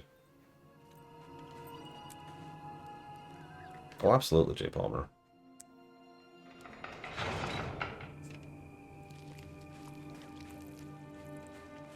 Oh, hey, we're almost here. The crate orb we recovered is fascinating. It literally prevents the dead from rising again. Then I wish we had 100 of them. How does it work? Can we replicate it? Not so far. The only thing we know for sure is that it's steeped in powerful magic. As long as it works, we can figure out why it works when the war is over. Let me clarify, Jay Palmer. Why aren't the Asura gates functional? I'm sorry, Marshal. We can't seem to isolate the problem. It could be our proximity to ore. Or maybe we've got the saboteur. This is critical. Without those gates, we're cut off from any reinforcements. There are two scenes in Generations that are bridge scenes. The first one's the best scene of the film. The last scene is the worst scene of the film. Sorry to hear about Ton. He was a huge asset, and much admired. Thank you, sir. The mission was a success. But that's small comfort to his loved ones. Or me. Ton was my partner, so I take full responsibility. That said, I see you've done well. Fort Trinity is certainly formidable. And from all the activity, I'd say it's growing even stronger. It better be. We've seen a huge increase in undead activity while we've been constructing our defenses. I believe a major attack is imminent. All the signs are there. Our outermost defensives have suffered a series of probing attacks, and we've lost several long-range scouts. We recovered a powerful magical orb from the depths, and we have Ton's best explosives. But there have been some disturbing glitches in communication. Fort Trinity is not yet secure. Worst of all, our Asura gates are not functioning, and nobody can tell me why. Magical or mechanical failure, saboteurs, it's all very disturbing. I want you to double-check our defenses, starting with the lumber camp. They've lost a lot of workers, and we need that timber. You take point. Best Picard scene in the movies? That's easy. The holodeck. First contact. I don't even need to think about that. It's a scene that at first glance is just a silly scene. And then it becomes kind of an action scene. And then you rewatch it and you start to pay attention to the details and it's like, oh. Oh. Oh. Yeah, that one scene is so much character. Without dialogue, too. So much is conveyed just by Stewart's acting, just by his face and by his body language.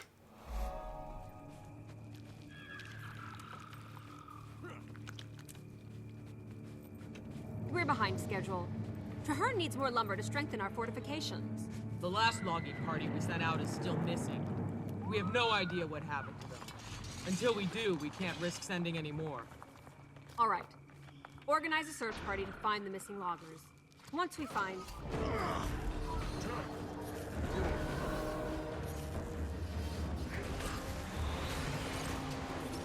Oh, absolutely, Jay Palmer. Such a great scene.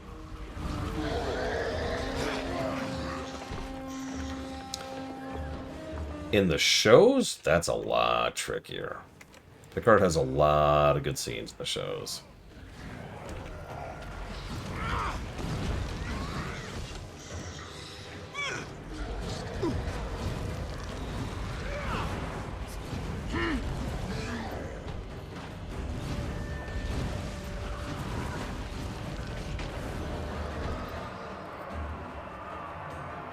Hey Giga, you there? Yeah, I was leaning towards Chain of Command Part 2 as well. And this is for you, Giga. Mindenki szereti a pudingot. Sorry, I was louder than I meant it to be.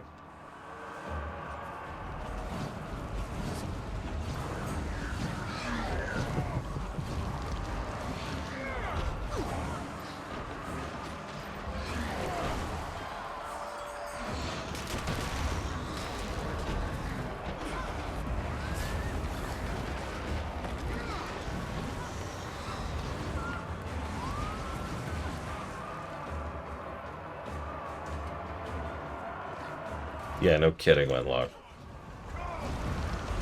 One of these days, if I ever have time, I plan to do a video just analyzing Irenicus, who's a character from Baldur's Gate 2, if you're not familiar with it. And one of the first points I intend to make in that video is David Warner, who is the actor who plays Irenicus.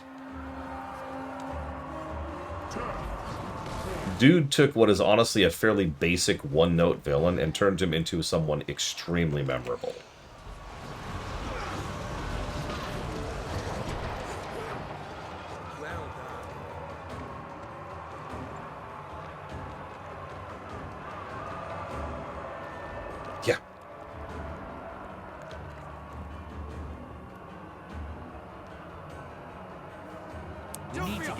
to the gate. Lord Trinity is in danger.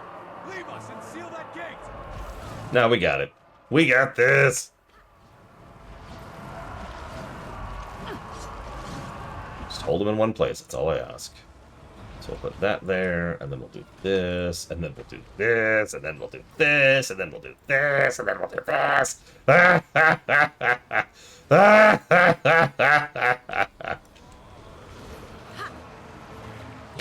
I don't know how much of that was me, but that was fun. What was that, like 6 AoEs I layered on that one spot? The Elementalist is the worst class. I don't know why anyone would play this garbage class. Without a spear. Pull both switches to seal the gate.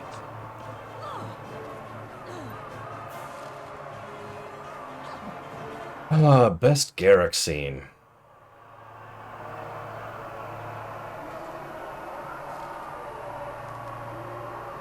My knee-jerk thought is when he goes back behind the grate in the prison.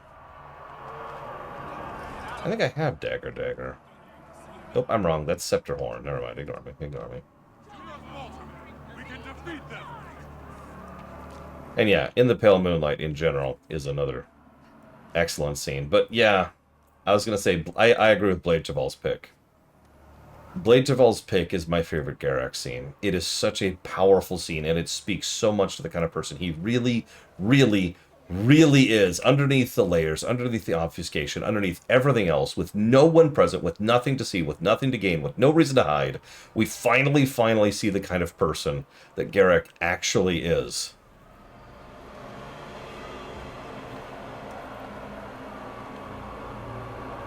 Love that scene.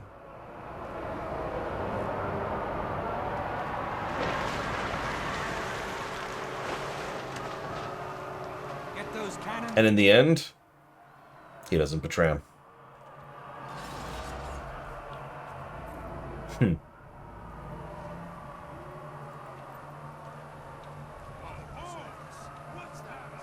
Best the doctor scene. Oh, jeez. Okay, hang on.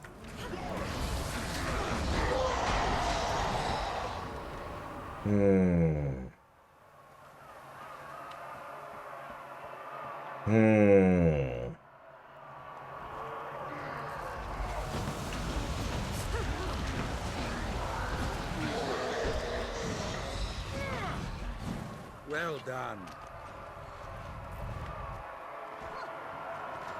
True enough, PB Good Fate. Very, very true.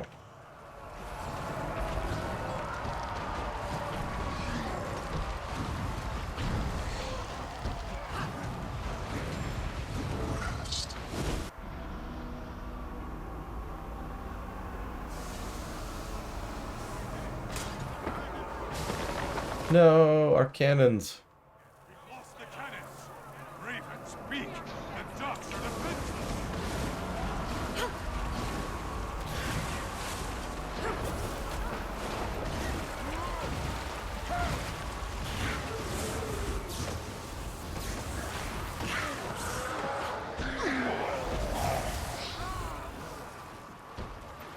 Another down. Sorry. I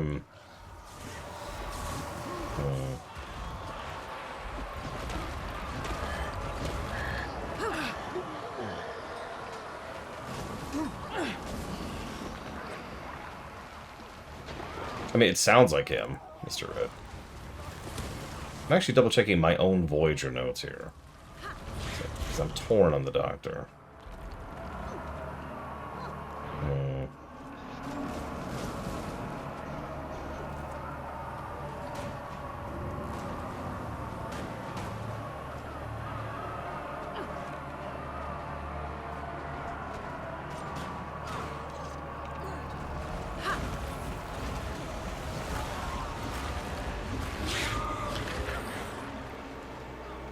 I'm running back. That is a good moment, Jay Palmer. Kind of a silly episode, honestly. Hey, can I have someone stab Ross really quick, please? Thanks. Appreciate you.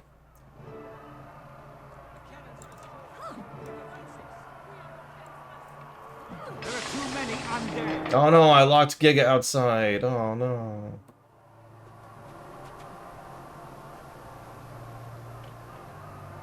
Mother, forgive me. There's several really good Janeway scenes, but I think I'm going to go with, and you're going to look at me weird, her big scene in Hunters. And you're probably thinking, which episode's Hunters? Oh, that's the Hirogen episode, right? No. Hunters is the first episode in which the Hirogen are introduced, barely in the background, in a way that doesn't matter. No, the real benefit of Hunters is that's this first episode that introduces their connection back home, when they can start getting messages from home. And she gets a message from home. And that's actually all I'm going to say about that. But if you know the scene, you know the scene. Yeah, what's up, Giga? You're not stupid. What are you talking about? I did have lunch. Yes, thank you for asking, Zara. Yeah, of course there aren't, Giga. Why would there be? You don't see any destroyer zombies. Sorry, that's way too spoilery. I apologize.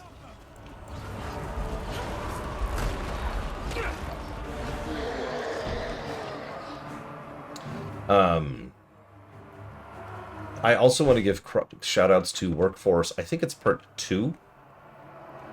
In Workforce Part 2, there's this part where Janeway is told about what it's like to be in charge of a massive project and lots of people. And she gives this wonderful casual line. Mulgrew does a wonderful job of the reading, where she says, "I can't imagine being in charge of that many other people. I would hate that." And that line has stuck with me ever since. They look like packed soldiers, but then they changed. By the time I realized they were using illusions, it was too late. If they get the gates working, we'll lose them and the order. We need explosives to get through. That's okay, I'll just get my Skyclaw and go right over. Aw. I've got all the fire. Oh, absolutely, Jay Palmer. 100%. These bombs, and he's one of the best.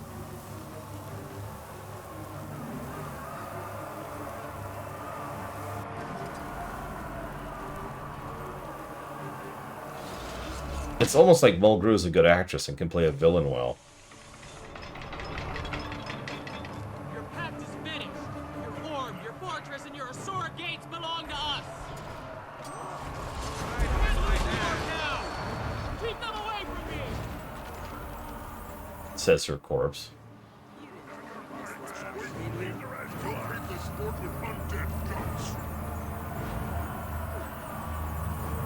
Oh, there we go. So worst Janeway scene. My knee-jerk thought is when she lectures Tom Paris about the Prime Directive in episode 3. And when I say lectures, to be very clear, just to be really specific about this, because I've been through this summer recently, she says, and her whole argument is, you cannot tell what the consequences of meddling are. That's the only argument she gives. The instant she receives any kind of pushback, she just clamps down and says, "Don't do it. That's an order." And that's it. She is weirdly awful in that scene.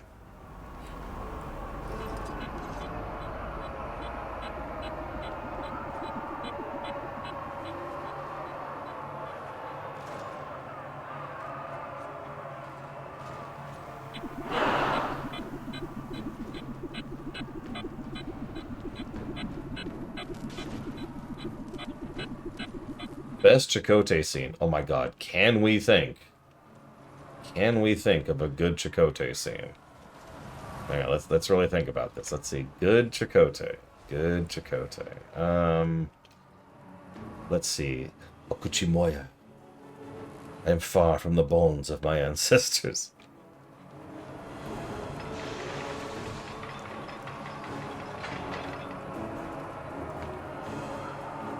You know what? No, I changed my mind. My actual favorite scene is a completely separate scene where he says, "Okuchimoya, I am far from the bones of my ancestors." Although, now that I'm thinking about it, there's a third scene, which actually is really good, where he says, "Okuchimoya, I am far from the bones of my ancestors."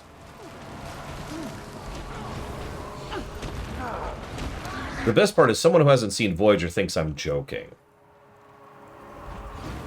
He says those exact lines so many times, it's a little bit silly.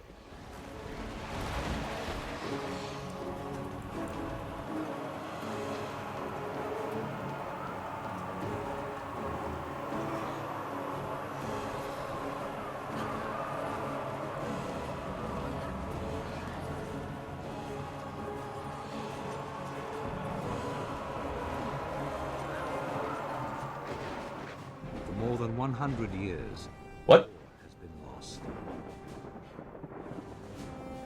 Despoiled, corrupted, ruined by the presence of a dragon, an infection, withering the heart of Tyria. Fort Trinity symbolizes our determination. It stands as a mark of our unity against the dragons.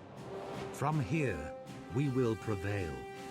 We will fight to rend the darkness with steel and flame, always looking toward the dawn. Our victory at Fort Trinity will show the world that we can strike against the dragons. When we are ready, we will prove that even in the Sanctum of Ore, they are not untouchable. We can reach the dragon's lair in the heart of Ore. We can assault Arar. We can destroy Zaitan before the dragon's infection claims us all. This battle is over. We can triumph. But the war has just begun. Hey look, it's a dragon that isn't Zaitan. Still haven't shown him. Have you noticed that? They still haven't shown him. I'm glad we have the dragon's attention. I want Zaitan to know the names and faces of those who will defeat it. From the size of the assault force it's sent here, I'd say the dragon has taken notice, sir. However, the situation seems stable for now. If you don't mind, I need to find Ton's widow and personally deliver the bad news. Of course. I had Ton's personal effects sent here. There's a locket that could be a family heirloom. I'm sure his wife would appreciate its return.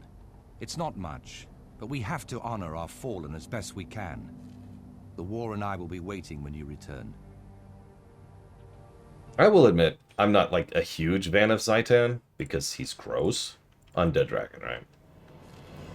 But I'm also a huge fan of Zaitan, because he looks incredibly unique.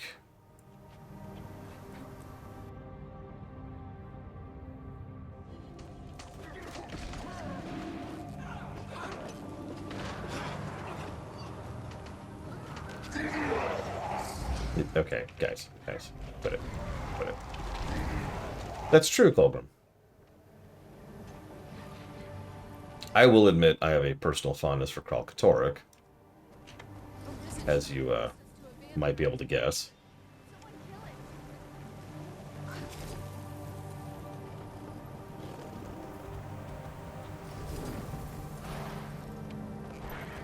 We're not swiping books from some dusty library, girl. Surely there's something.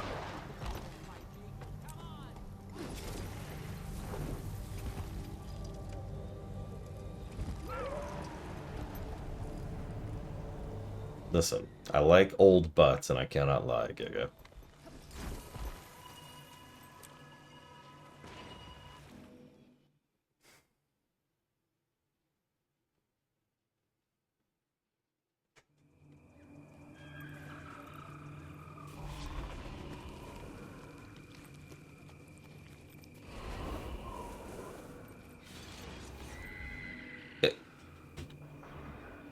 See, they just appear. Enemies just appear.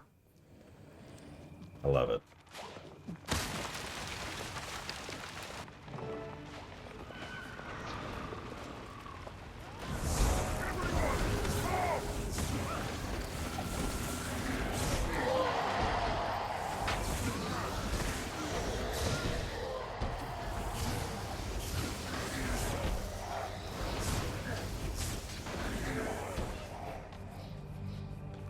I was going to say the same thing, Ross. It helps that I love that scene in general.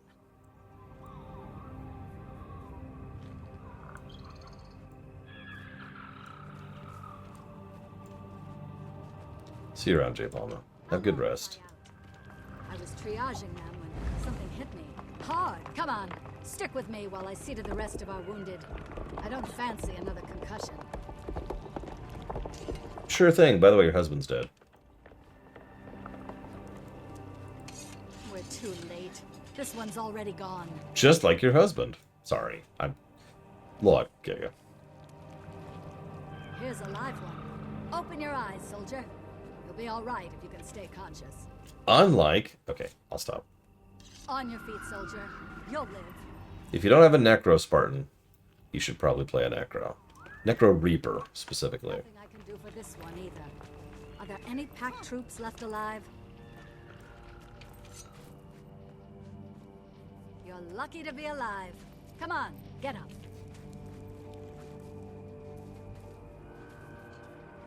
Never had a chance, poor kid. Dead before she hit the ground. Alright, let's hear how the voice actress handles grief. Sira, I'm here with bad news about Ton. I was with him on a demolition mission. Unfortunately, he did not survive.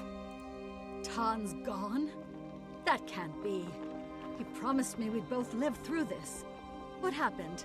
Tell me how he died. We rigged an Orion bone ship to blow, but the explosives wouldn't go off. Ton went back to fix them. He died to save the mission. Is that supposed to make me feel better? The war can go on without Ton, but I can't. How could you let this happen? You murdered my husband, you and your pact. Get away from me! Just get away! Get away from me, you murderer! Ton, I'll find you. I swear it!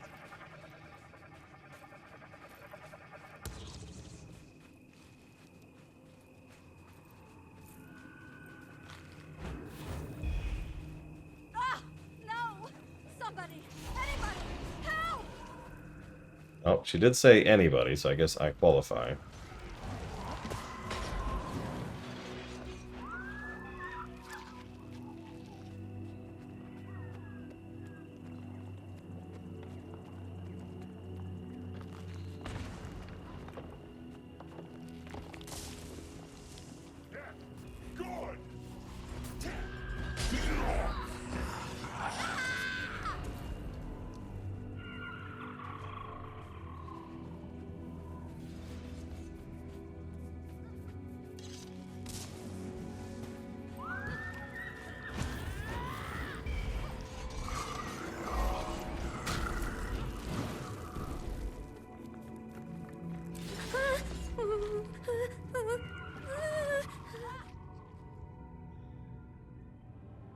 Sira, please, you have to return to camp.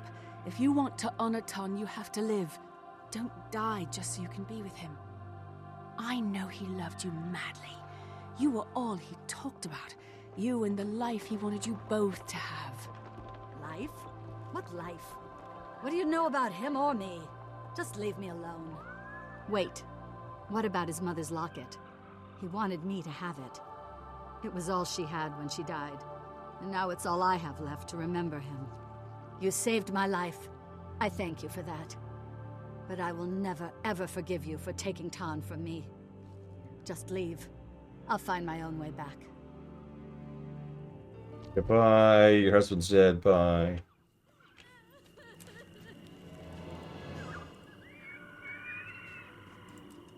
Oh, jeez. I don't know, Ross.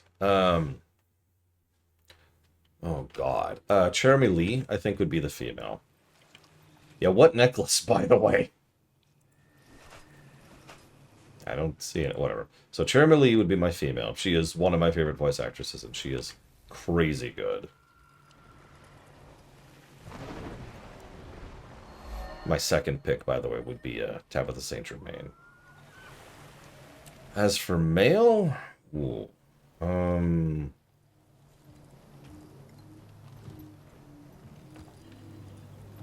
Oh, that's actually tough. Let me think about that for a second. This would be a great place to set more traps. There's always a place to set more traps. Oh, come on. Surely there's someone out there who will fight me. Come on! I'm warmed up.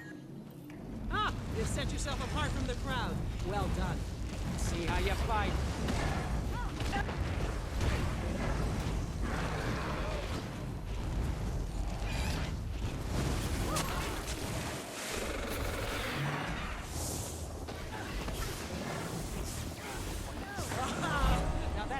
call a fight. Yeah.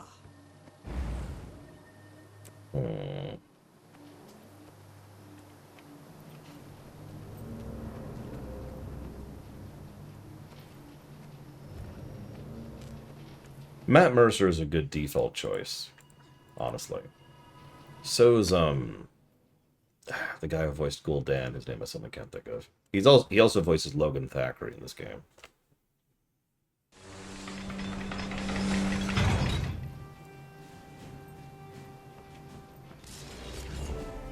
For too long, Tyria has suffered. We gather now with newfound purpose. Zaitan's servants storm our homelands. It is time to bring the battle back to Or. This tide will wash over Arar and cleanse the dragon's corruption. Together, we will prevail. Let the ships sail. Let the troops march. And let us find victory! A stirring speech, Traherne. Absolutely.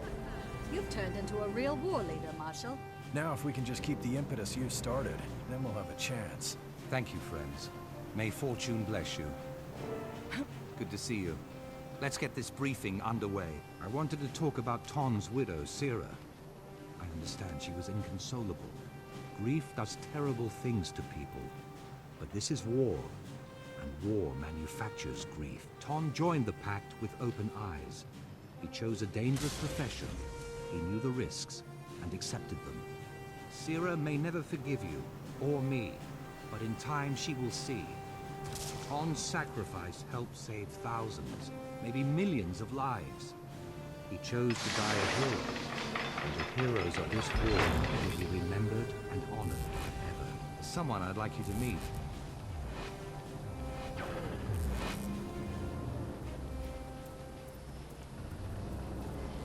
Actually, Steve Blum has decent range. He's just usually not allowed to do it because everyone wants him to do the gravelly voice. Gravel, gravel, gravel. Our visitor may cause alarm, so privacy is paramount. Sire, it's now safe to reveal yourself. Greetings, Marshal Traherne. As you've requested, I've come to honor my oath. Excellent. Let's speak with the commander and give you an assignment. Yeah, I forgot this was even here. Wow. It's been a minute.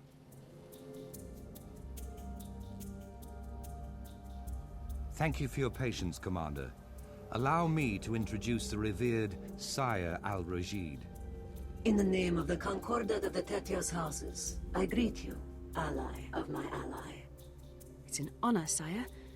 I have heard that your people don't meet with land dwellers. You speak truth. I have long owed Traherne. Now at last he has called upon me to honor my oath.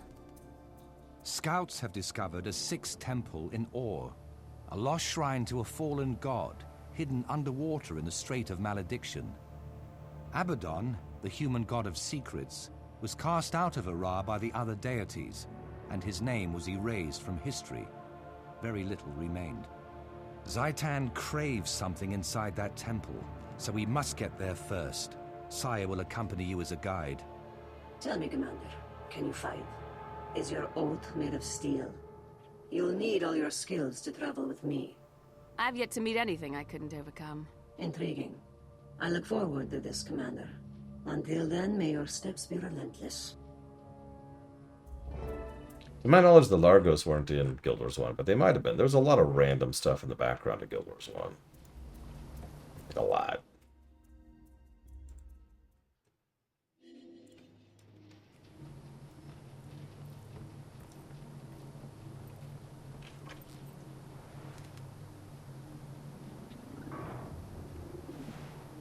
Yeah, exactly, Colgan. Like, there's so many. What? Really? Really? Fine.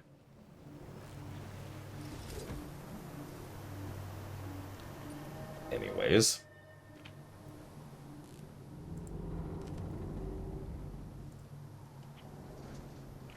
Where's the... God, am I blind? Am I stupid? Okay, here it is, here it is.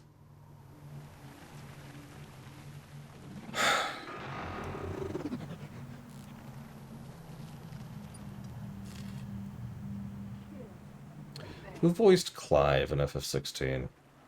It's Ben Starr, right?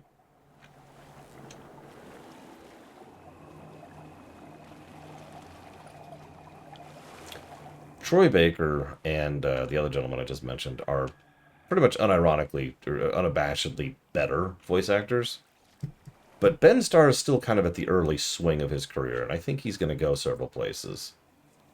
I think I'd pick Ben Starr.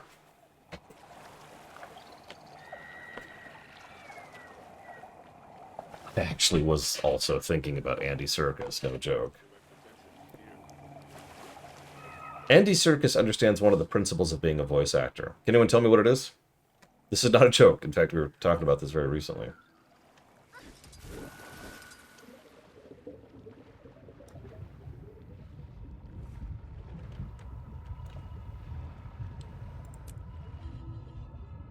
Wait, it's body language. Most people think that when you're doing voice acting work, you don't need to move your body. That is incredibly wrong. Even when you're just a voice on a microphone, you need to do this. It will come across, guaranteed. People will hear the difference if you are throwing yourself into the role, as opposed to if you're just sitting there reading lines, right? Andy Serkis is really good at that. In the name of the Concordat, I greet you, Commander.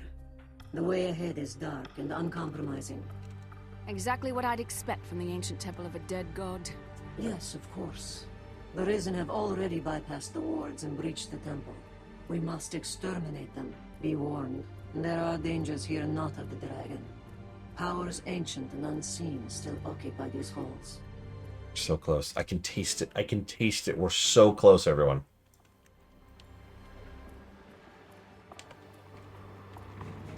Ella Purnell was really good. I swear I've heard her in other stuff, but she was good. By the way, thank you to, I think that's Colgrim, for reminding me that there's a major underwater section in Ore.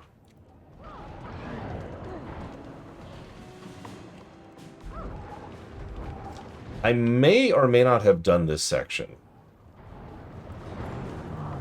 because we haven't reached the point I was expecting to reach yet. However, It's possible I didn't do this part of the MSQ. a most interesting shrine. What is its purpose? So, I referenced this earlier in brief. Your respite will be brief. It does not. I can't equip the spear over here. Good thing, because I actually bothered to buy an exotic spear just for this quest.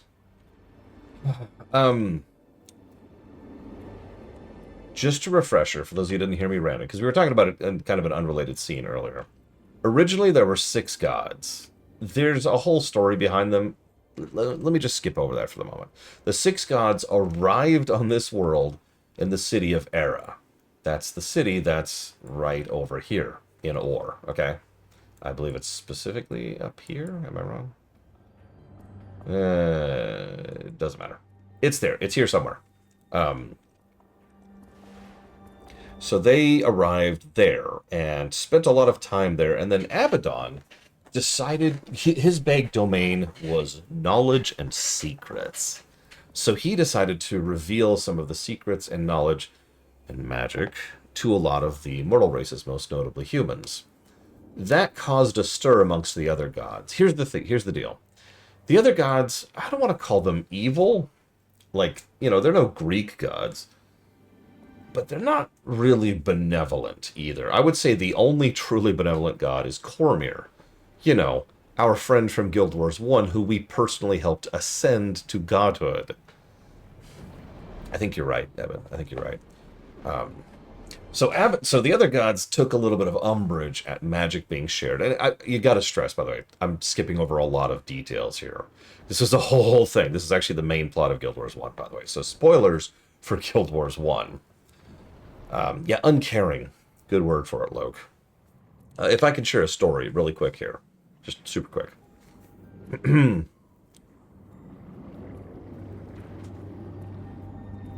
From out of the darkness there stepped a child into the campfire's light, and she said, I am Lissa.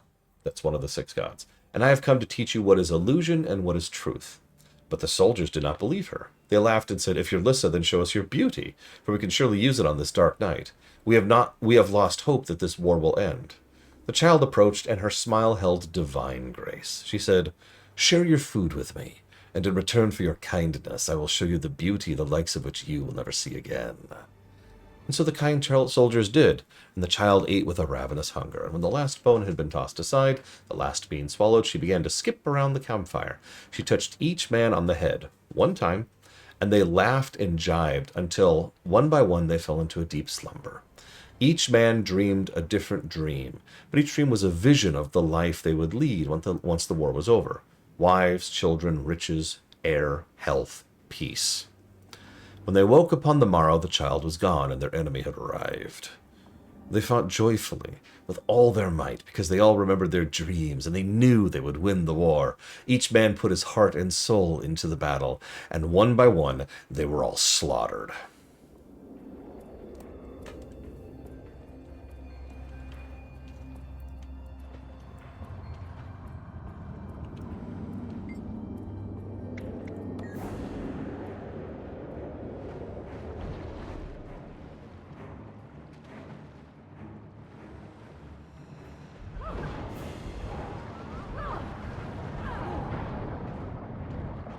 Megastun, Megastun, Megastun.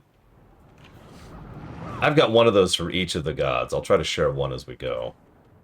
One of each as we go.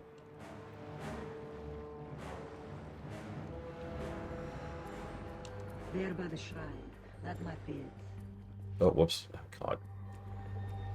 Sorry. You should test such a theory with that essence. See if it can be placed somewhere useful.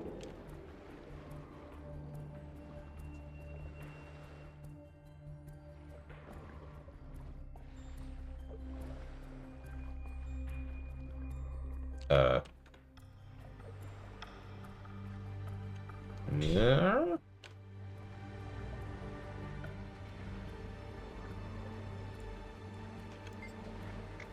Oh, there we go. The currents shift. The ocean's flow changes. These shrines and orbs must be how we gain entry.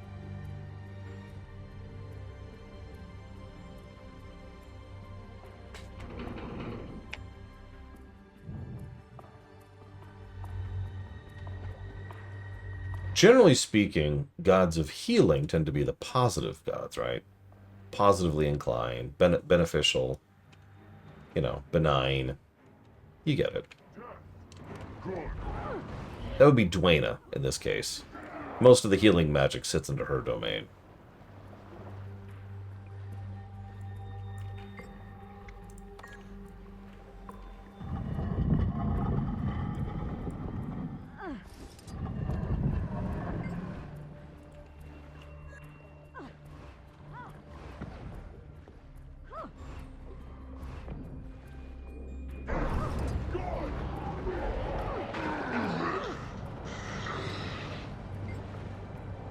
So here's here's Dwayna's parable. On a cold moonless night, there was a man who came to a farm. The night was so dark he carried a lit candle simply to find the road. The farmer heard him and called out, "What business have you?" For the farm was pitch dark. "I seek shelter from the coming storm. Will you invite me to your hearth?" The farmer feared riding out the storm, but more than that, he feared strangers. The farmer said, "No, I cannot." Saddened, the traveler wished the farmer well and forged onward. Farther down the hill, he found a family who gave him hospitality. The farmer suffered for the darkest night of his life. A tree fell on his house and crushed his leg. He did not call to Dwayna for help because he knew he didn't deserve it, and for him, the morning never came.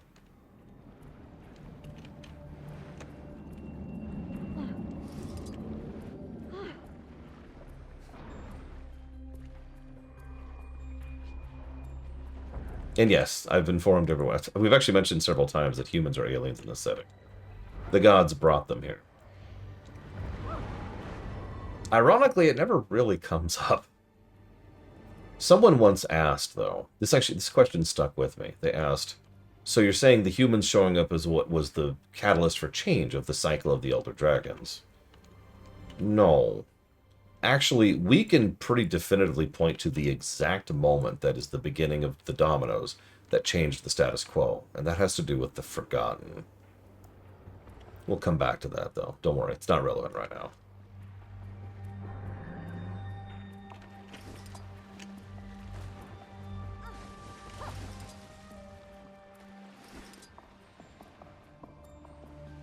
Either way, the gods are definitely weaker than the dragons, the Elder Dragons. Well, generally speaking, it's very D&D god magic, right? I worship you, you give me power. It's kind of transactional. That's the word I would use for that. Did I already... Yeah, no, I did. Where does it want... Where do you want me to go, game? Oh, right here, right? Yeah, to my knowledge, the Elder Dragon's the highest tier thing in the setting. We'll just let that sentence sit there for now.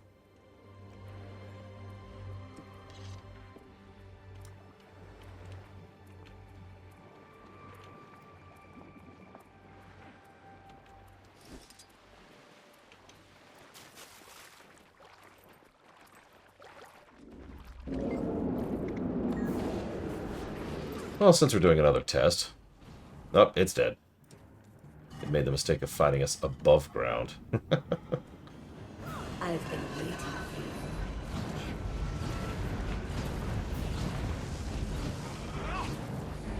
you. Grenth? To Grenth's ears there came a cry from a soul of one who had suffered long and profoundly. The god was drawn to the woman who called, for she had no mercy left in her. Seeking vengeance for her husband's violence against her, she evoked Grenth's judgment upon the husband as she plunged the knife into his heart. As Grenth stood over her and the husband she had murdered, he saw that she had loved him once and had borne him children, and that she had been a good and loyal wife. He saw the man had never loved her, but had resented her and her children for draining his pockets. He saw the man had not been loyal and had not been kind. So the god of death said, "I find you guilty of murdering your husband. When it is your time, you will pay for what you have done." "I understand," said the woman. "Now I give you a choice," said Grenth. "You may come with me now and watch your husband suffer, or you may walk away and I will claim you only when it is your time."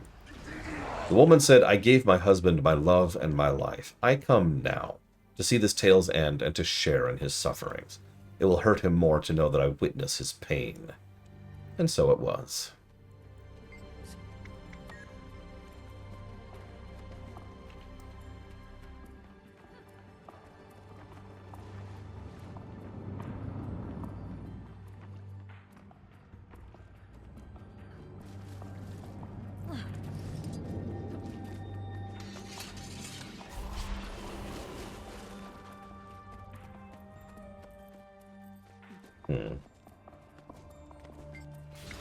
Excellent progress. Yeah, Grenth is probably the most neutral of them. I hate these stupid things.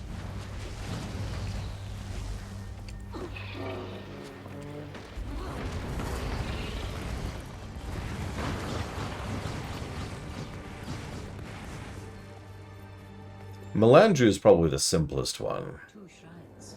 We must be close to the Altar of Secrets, the center of the temple. Melandru is nature and the like. She's the ranger class.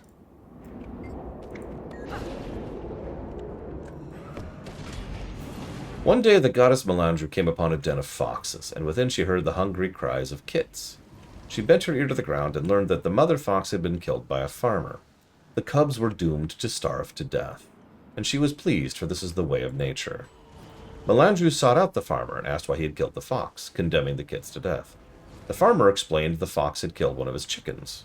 Therefore, he had taken vengeance on the fox. Thus, said Melandru, is the way of nature. Later that year, the farmer prayed to her, calling her name in his darkest of moments. In his presence, she saw he was mourning and asked what had happened. Wolves, he explained, had claimed my daughter. Can you bring her back to me? And she said, no. Thus is the way of nature.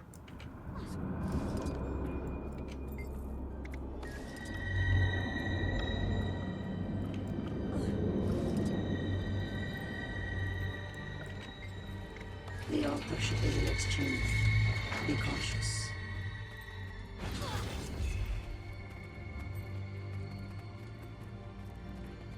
something's wrong.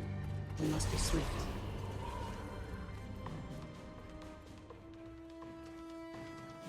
In truth, you trespass on the dragon's lands. You do or serve Zaitan. No, slave creature. We serve our oaths, and those oaths demand your death. So be it. To death and beyond. So, I distinctly remember fighting the Eye here. That's his 3 lieutenants. The Eye, the Mouth, and the General here. Oh, we're not actually fighting the Eye. Never mind. My bad. We'll get there.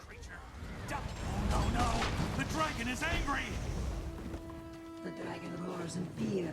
These ancient foundations will not withstand the sound. Escape quickly, before we are buried forever.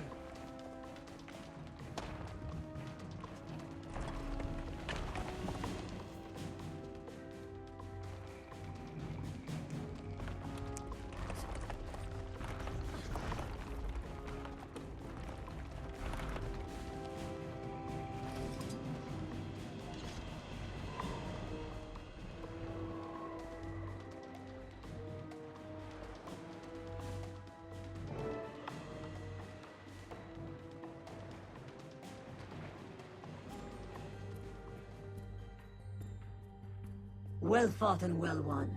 Most impressive, my ally. It was victory, but we still lost the artifact. True, but we've made a dragon no fear. That, Commander, is a victory to relish. Maybe we can still salvage this. What do you know about that creature we faced? I do not know for certain. What is certain is that you've just encountered 2 of Zaitan's most powerful servants, and that they escaped your grasp. Not for long. I'm reporting to Traherne right away. We'll see if we can't organize a pursuit. I will also carry this news when I return to be freed from my oath. May your steps be relentless, Hunter.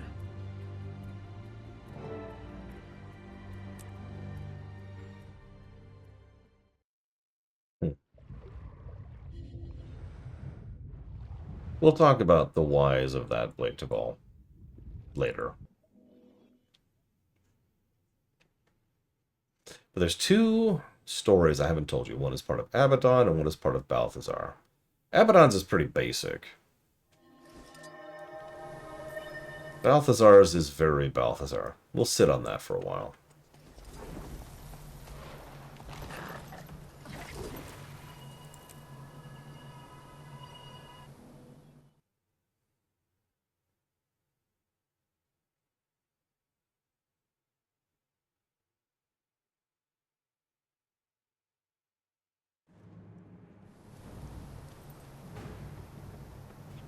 Excuse me, friends, but I must speak with the commander. I shall send for the rest of you soon.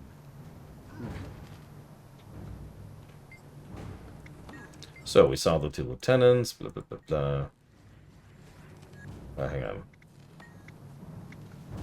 on. Let's do the direct attack.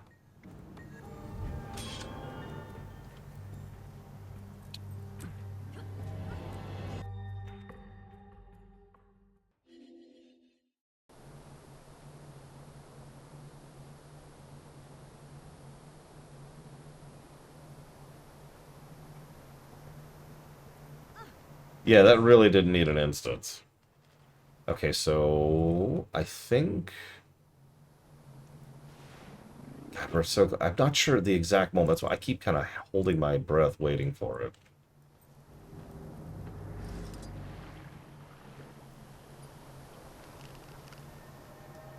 Let me look up something, just because I'm curious. Forgive me. Just gonna look up specific quest names here really quick. Here we go. What are we on right now? Close the Eye. Oh, we're earlier than I thought.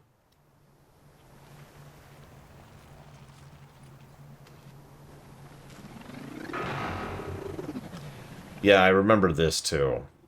The final chapter has, like, I want to say triple the quests of every other chapter before it. Not in a good way.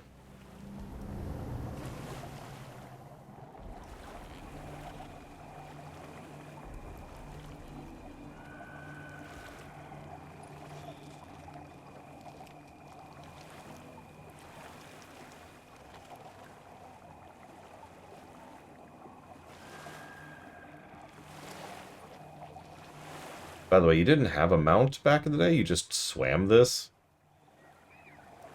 It sucked exactly as much as it sounds like.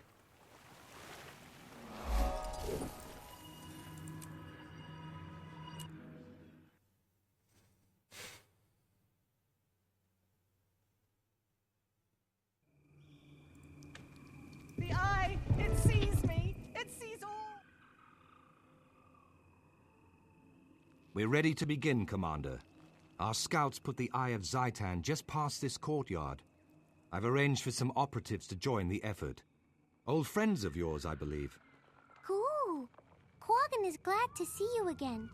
You were right about the need to join the fight. Now it's time to repay you for saving Quaggans. Boo on Big Eye. You show Quaggans where to go and who to fight. Quaggans will do it. We need to spread out and move quickly, but keep each other in sight. I don't want... Hang on. What is that Sylvari doing here? You think you're ready to face the eye? You have no idea, none! We're all doomed, all of us! No more, please! I've told you all I know! Now leave me alone! Quaggan are amazing. I don't even care. I mean, I gave the Quaggan their own positive. I should like to think so.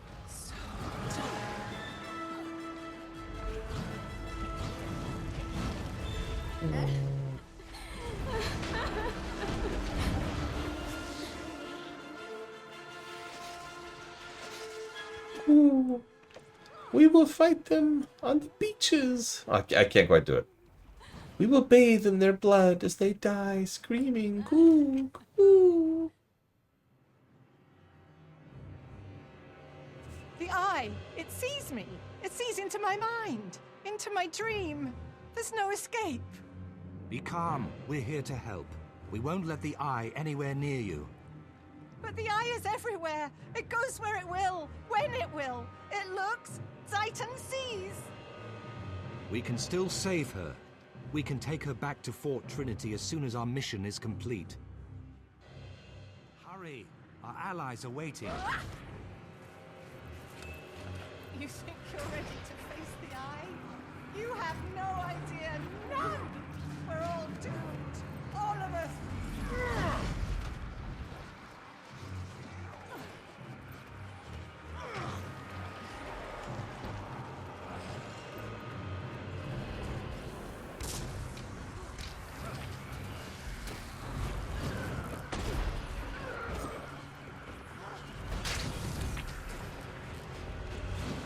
Perfect, our spruce.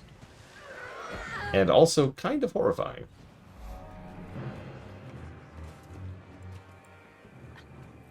Okay.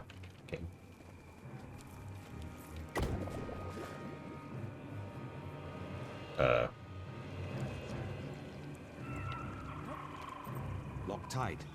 We'll need a key. The risen seneschal of this town would have it. You have to retrieve the key before we can proceed. Okay.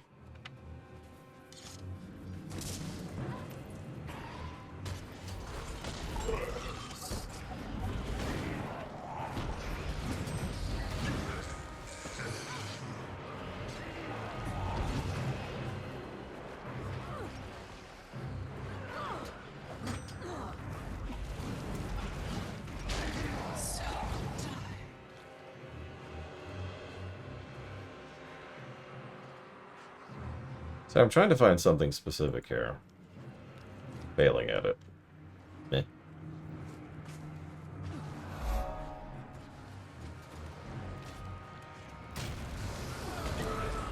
There it is.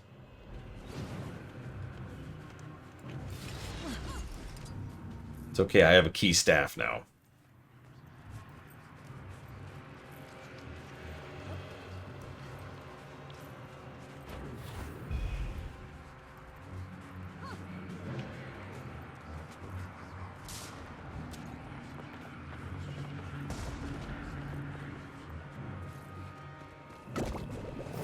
The gate is also sealed magically.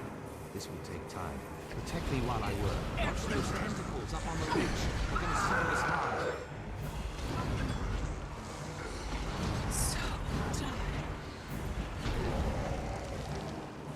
Come on, Traherne. You can do it. I think Mr. Red's right. I think we're never getting out of vanilla. I think this is just our lives now. I peeked ahead a little bit. We have a bunch of quests left. We're currently on Close the Eye, right? After this is What the Eye Beholds, then State of Decay, then Grisly Shipment, then further into Ore, then Stealing the Light, then Conscript the Dead Ships, then Ships of the Line, then Against the Corruption, then Romkey's Final Voyage, then Source of Ore, and then we're at the end with Victory or Death. We're not gonna make it. We're not gonna make it, Giga. Oh god, we're not gonna make it. Hurry up, Traherne! Open the frickin' gate.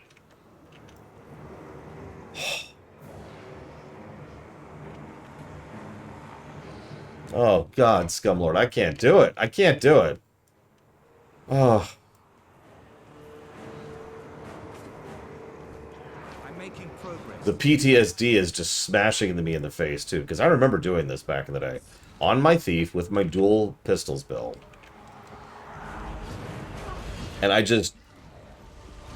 couldn't. Like, I just started AFKing in the middle of fights. Or, like, watching something on the side or just chatting with friends because I was so done with everything. Yeah, me too, Blade to Fall, but it sounds like it's going to be delayed.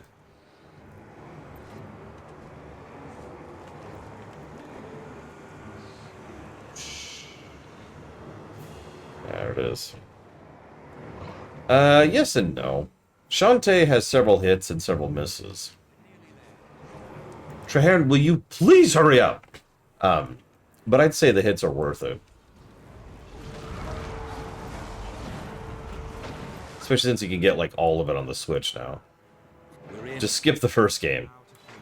And probably the second game.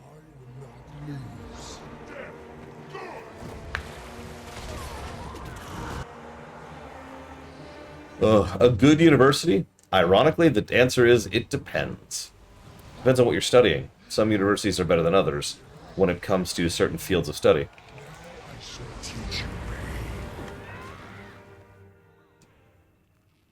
Was that it? Did we just kill the Eye? Now we have something for the researchers. Oh God, we just murdered the Eye. This Eye's corpse should tell us more about Zaitan's servants and how he communicates with them. Then the risk was worth the reward. If we learn how Zaitan controls his minions, we can disrupt that control to our advantage. Let's take it back to Fort Trinity. And that poor woman, too. She needs all the help we can provide.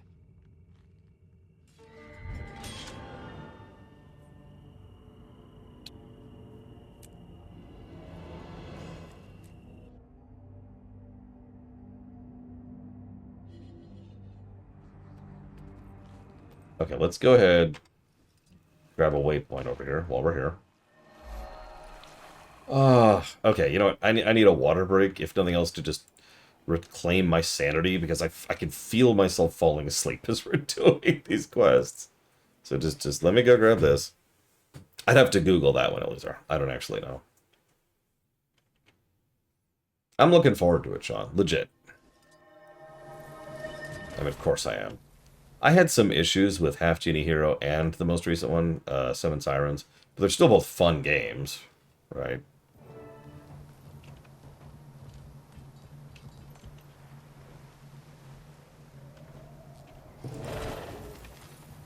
I think that was actually it.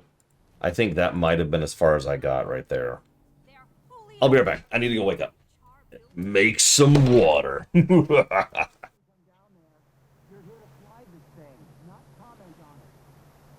Yes, sir. I'll keep my opinions to myself. I'd hate to trouble your simple mind with facts. I said that I'd hate to trouble your brilliant mind with tracks. There are several dealing with air travel, you know. Right. Well, carry on then. I don't have time for your pontificate.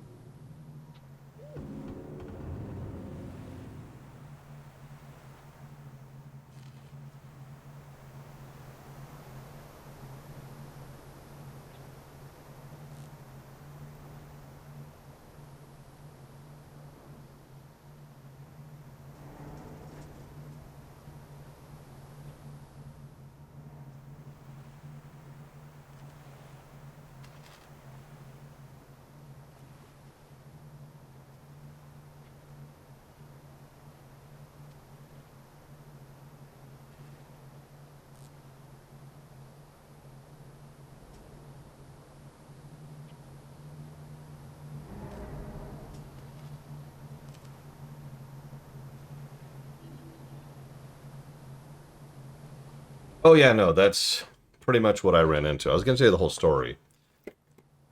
I think this is a cutscene quest. Let's find out here. Hello, cat.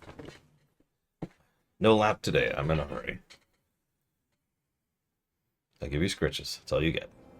A moment, please, Commander. I'd like to speak with you. Sure. What's up? All right. These airships are the Pact's crowning achievement. A combination of Asura, Char, and human technology. The Pact developed these airships so that we might fight Zaitan from every possible angle. Land, sea, and now air.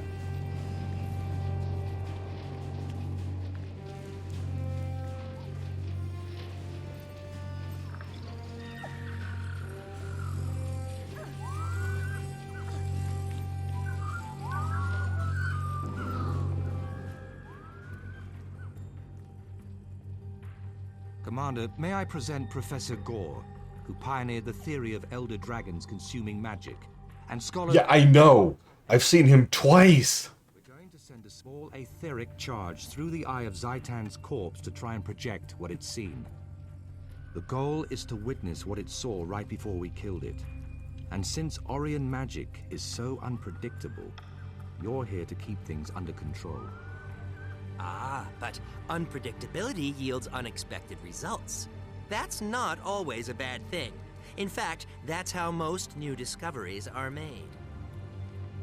True, but most new discoveries don't bring the wrath of Zaitan down on their discoverers. Manipulating the dead eye may do precisely that. We don't know what manipulating the dead eye will do. That's why we're not in Fort Trinity, and why the commander's with us. Let's begin. The subject is nearly ready to receive the etheric infusion, Marshal. Etheric readings normal. Ready to begin testing. Excellent. Activate the etheric infuser on my mark. 3, 2, 1, activate.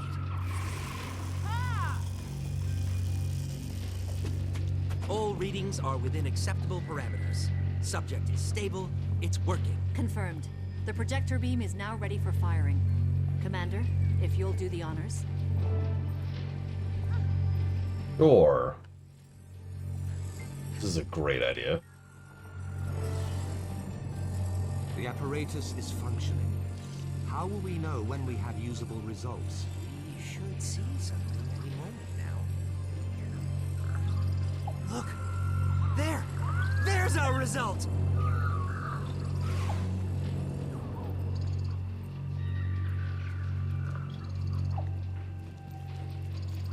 It's working. We're seeing the last sights the eye saw before it died. Soldiers? Where are they marching to, and why?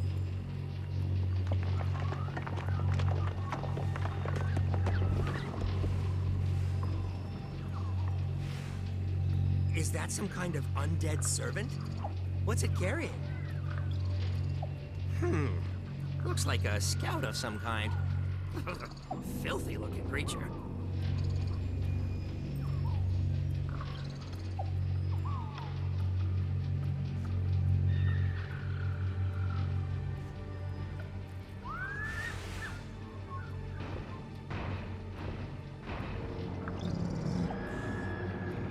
Did you see that?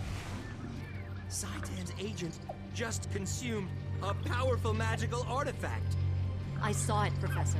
Your theory is now a confirmed fact. But what was that creature? Let's finish testing before we interpret our results. Marshal Traherne! Look there, another eye. What does it mean? I'm not sure. Commander, to the front. Something's not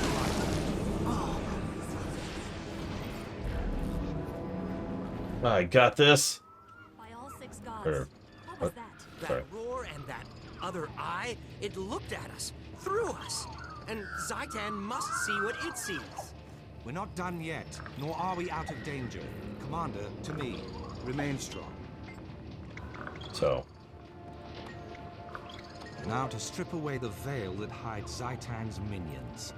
Stand ready. There's no way to know how many we'll face. but we cannot risk taking any along with us.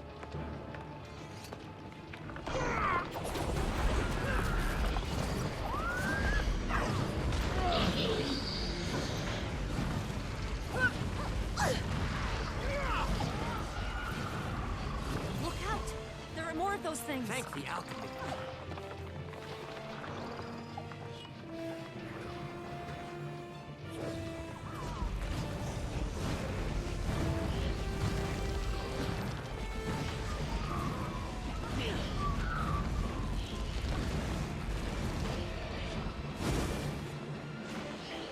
You're not through yet.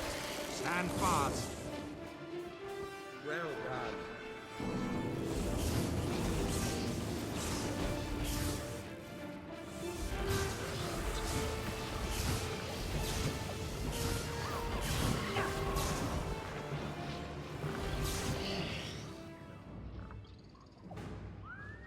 Okay. I sense no more of the Risen. I think we're clear. Our findings deserve serious scrutiny, but I'd like to hear your initial reactions.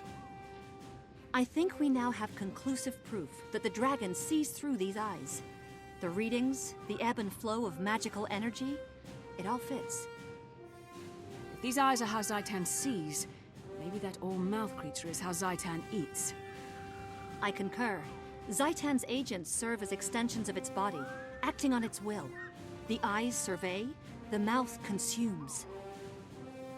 That answers many questions raised by my theory, actually. Now we know how the dragon hunts and eats. That's progress.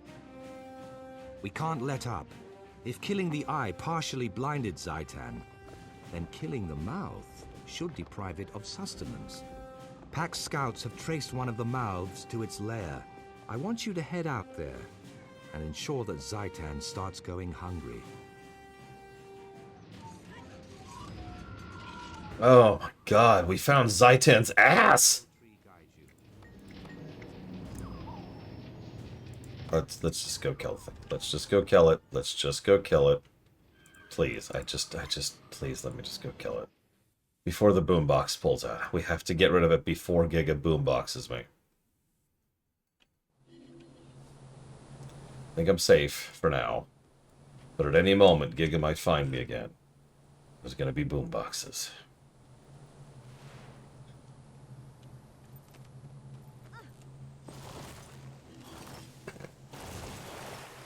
So, I'm pretty sure the quest to kill the eye was the specific spot at which I quit. I think we did the other quest, because there was a choice there, remember? And that's why I didn't recognize it specifically. But the thing is, what I remember most definitively is hitting the MSQ and just having trouble progressing with it, right? Didn't have the gear, didn't have the exotics, didn't have the right, level of the gear, didn't have any gems or runes or sigils or anything else. It was just me and my questing gear. And that was causing problems. So, me and Pax were like, no problem, we'll just come out here and we'll do zones and do events until we get gear and we can progress. And so then we did ore on foot. Now, I don't want to, double down on this a little bit, but you need to understand that I hate navigating ore on foot. These are probably some of the worst zones in vanilla. I understand the desire to make an endgame zone dangerous. In fact, I even enjoy that in most MMOs. But these aren't dangerous, these are irritating. Nothing here is a particularly big threat. The enemies are sufficiently spread out, and the only yeah, exactly, Blaytool. And the only real danger comes in the form of events. But just navigating from point A to point B is a hassle in this hellscape. And I should mention that these zones are gargantuan. I don't think these are the biggest zones of the game, but they certainly felt like it. And you see what I mean about the terrain just being there. Remember, you didn't have mounts or a glider when this was all new. You may or may not have also noticed that a lot of these waypoints are also contested. In fact, yeah, only one of the waypoints I got on the way in here is not contested. That's actually a very regular thing because of how many, remember I mentioned this earlier, how many events there are in ore. So, big difficulty spike, irritating place to navigate, frustration with progressing through the MSQ. Yeah, exactly. It was the Antoran Wastes, but worse in every way. That's hilarious, Eitri. I shouldn't laugh.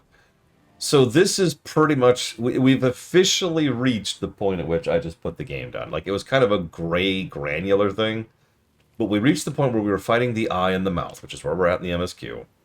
And those fights were really frustrating and aggravating to do because lack of gear, lack of spec, lack of understanding of the game. And navigating the zones to be able to progress was just soul-draining. I should mention, to further add to this, we 100%ed these zones. Remember, when I came back to finally finish getting my gift of whatever, the gift of world completion, I didn't have to do anything in ore. All my stuff was up here in like the super duper optional zones that nothing actually sends you to. So we did ore in vanilla 100%. And that was the final straw. That was the last thing that just broke my back. And I couldn't anymore. Nothing I tell you will properly equate how bad this is. Like I know that sounds exaggerative, but you know what I mean by that. Like, you could say, oh, this'll suck, and then you actually experience it, and it's so different. Experiencing it for yourself is just such a completely different thing. I'm overshooting. Sorry. Yeah, I need to go up there. Notice that's another contested waypoint, by the way. This was just a colossal slog, and I was putting up with it for Pax's sake, because he was still playing through it, and he was still invested. But I just, at a certain point, I'm like, I'm done. I'm putting the game down. And I was so burned out by that. Yeah, exactly, Mr. Red. You could say Kingsfield 1, excuse me, is bad. And then you play it. Yeah, there's actually some airships up there, and you can see there's a dragon. Not that dragon, and not this, up there, up there.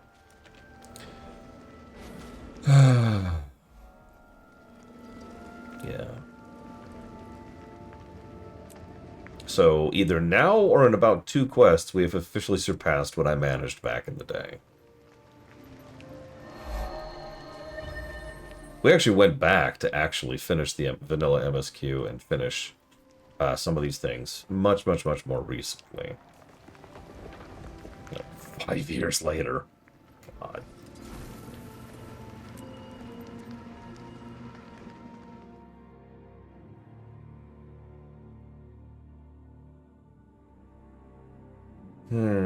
A State of Decay. Yep. We are 3 quests from even reaching the next branch. Jesus Christ. Everyone we find and raise it to the ground. Nice plan, Bloody. But the Pact conducts itself with more style than your frothy brain can handle. Keep it down, you louds. Keep your interlegion bickering to a minimum. Whoa. Now that's sneaky. After we beat Saitan, how about you come train with the Ash Legion? Jealous, Snarl. That's what comes from being second rate. Pipe down. We've got rough work ahead of us. Scout detail, form up. They're getting more and more dissonant. That is horrifying. I love it.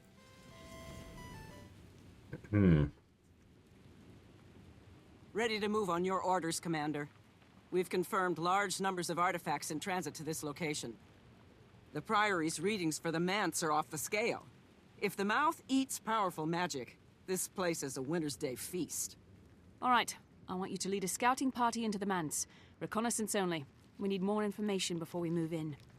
Understood. We'll be in and out before they even know we're there.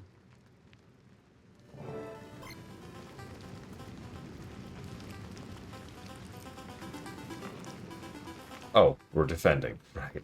Sorry. God, pay attention, Lord. Jesus. I'm here, I swear. Bored yet, Snarl? I'm bored. We sit here while that bossy Norn has all the fun. 10 gold says I can take down that ugly chicken with 1 shot. You just don't get patience, do you?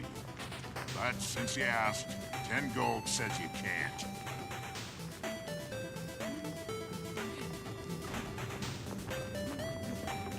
That's the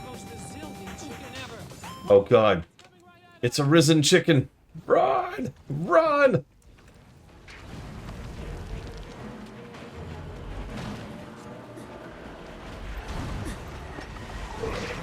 But yeah, I wouldn't call this as bad as the insane achievement over in World of Warcraft. Slaughter, mayhem, and a mountain of corpses. That's how we do it. No, this is very important, Giga. Keep them coming, Saitan. We got plenty of blades left. But Decide if you two are inspiring or terrifying. honestly, the Kingsfield 1 comparison isn't bad. For you. Now it's official. That Norn's been gone for too long. Right. Listen up, everyone. Our scouting expert here says we've waited long enough. Operation Sit on Our Furry Behinds is over. We're going in. Form up on the commander. Commander. I love this part.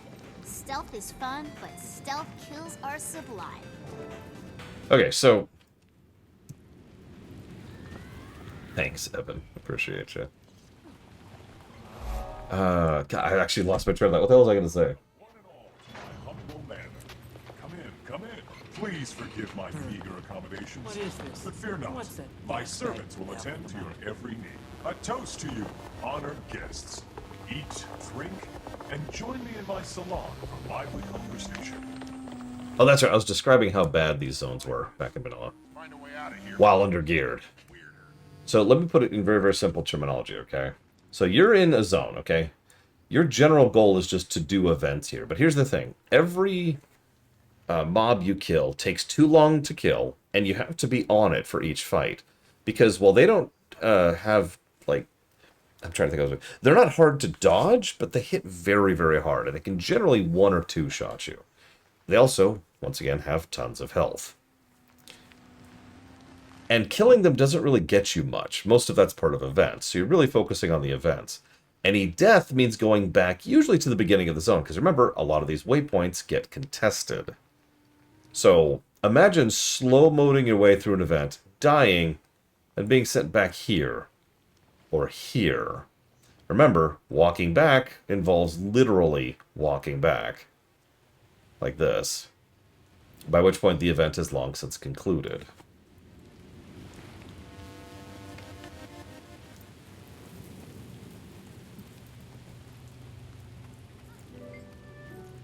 When Zaitan speaks, the world trembles. We're under attack. Ears up. Something's hunting us. Undead service. And I thought the service was bad at the serrated blade.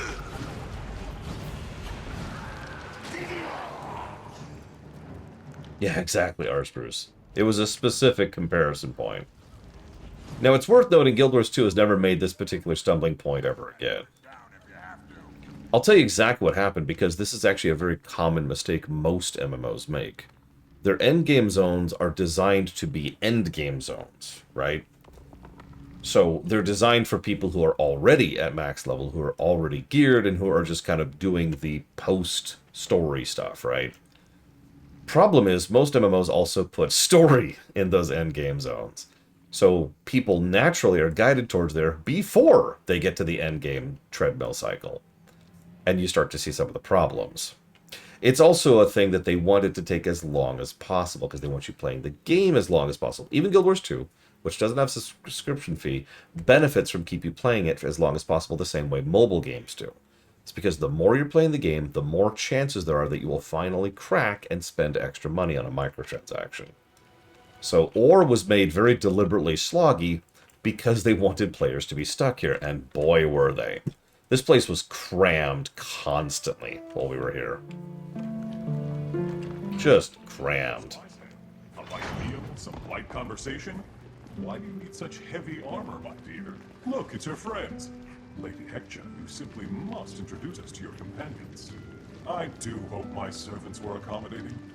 Sometimes it's difficult to keep the lower orders in line. Hector, my dear, entertain our guests while I tend to the kitchen staff. Just holding Hector prisoner. He can't hold anything with no arms. Let's get him! Everything is prey for the dragon. Surrender. Accept. We're on your side. Hey, Disco. How have you been doing? Where'd she go? Never mind. Kill these fancy kids undead. Find her later. You know, I know there's other elements, but I love fire. Lost to us. We need to focus on finding the mouth. Find the door and we can go. Also, most stuff here doesn't live long enough. You have all proven to be quite the entertaining diversion. Now, let us entertain you. Oh no, he was undead all along. This is a very surprising development. Hector was a good scout. She deserved better than this. Hector was a pill, but she was our pill. Let's tear this place down! Which game, Mr. Red? Below. Face me if you dare. Yeah, no, they just melted. Jesus. None of this was this easy. This one, what? Oh, you ran into a mastery barrier. Yeah. I sustain Zaitan, and Zaitan makes me strong. Yep. We will be giving negatives to that when we get there. They continue the mastery barriering a little bit after Heart of Thorns, but frankly, Heart of Thorns was the last time I ever really ran into that barrier. Another meal for my master. Again, part of the problem was the specifics of how you gained experience in Maguma. Submit to the will.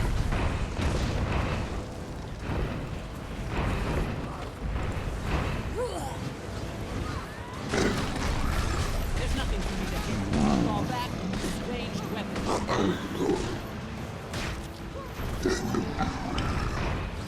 What a day. I've always wanted to punch a dragon in the mouth. Now your dream has come. Wait, did you feel that? I felt that. This whole place is coming down. Run, or we'll be celebrating in the mists. Okay. Let's go with the silly question first, Disco. Yep, it was a load-bearing mouth. Don't think about that sentence too much. No. No, don't. Correct, Mr. Ed. Like I said, I have two major complaints about mastery. I wasn't even going to talk about the one you just ran into yet. But the other is that you can't decide to gain mastery anywhere. You can only gain mastery in the zone in question, which is part of why Maguma is still a terrible zone for masteries. Because you still have to do Maguma to raise it.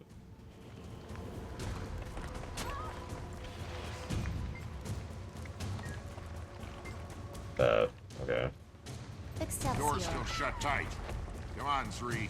It's demolition time. Why didn't you ask me sooner?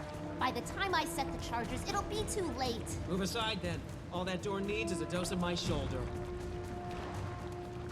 All masteries are tied to MSQ, actually. That's true as of now. For example, I did a little bit of the Jonthier Wilds, which unlocked these two mastery points right here. You will notice the third mastery is still locked, as is the fourth one. Oh, that was no earthquake. That was Zaitan's roar. We made a dragon mad enough to throw a tantrum. Must be hungry, the poor little lizard. Good. Now he knows we mean business. Nice work on that door, by the way. Who knew your hard head doubled as a battering ram? Ah, careful, Snarl. You keep up with the compliments and our commanding officers will assign us to permanent duty together. Enough chatter. We suffered too many losses today. I should have sent a larger scouting party. I disagree, Commander. You made the right call. You could have sent in all your scouts, and that Mesmer dandy would have taken them all. Come on, Marshal Traherne's waiting back at Fort Trinity. The mission was a success. Let's go tell him so.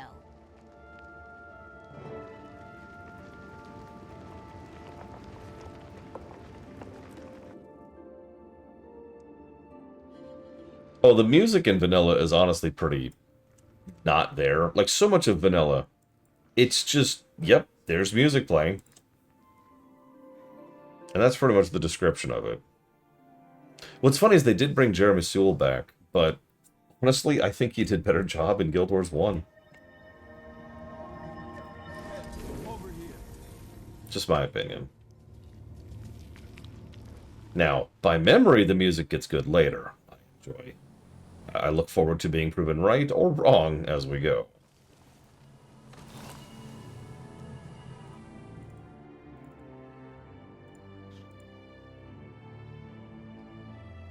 So, Terra Ligma. Welcome back. I'm glad you're safe. Let's begin the briefing. Move on from that. The Pale Tree Guy. Welcome, friends and allies. We've just defeated a powerful mouth of Zaitan, effectively cutting off one of the dragon's major supply lines. Now, we have to press our advantage. Reducing Zaitan's food supply was a good start. It's time to stem the flow of reinforcements. Reinforcements? You mean... He means dead bodies. Zaitan's minions on the mainland are gathering and shipping corpses to Ore in massive numbers. Precisely. Our next move is to confront Zaitan in Ore. Before we strike, we need to weaken its position as much as possible. A sound strategy. Starve the enemy and cripple its army before we invade. You learn fast, Marshal. I have to, General. Now, the Commander and I need to confer and choose the best course of action.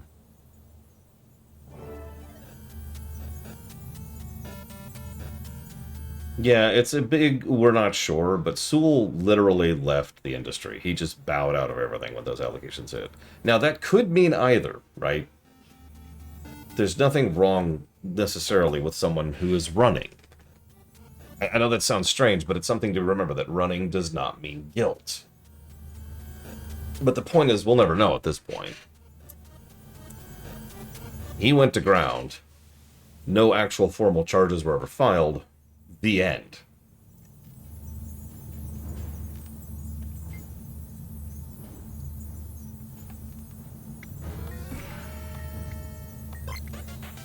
Let's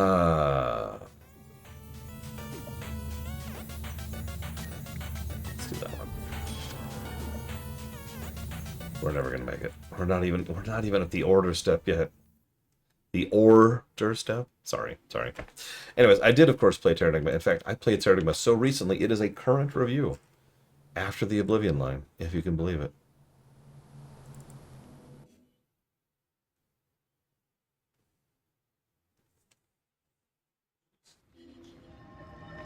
The waypoint you just warped to has become contested, so now you're on the other side of the zone. Sucks to be you.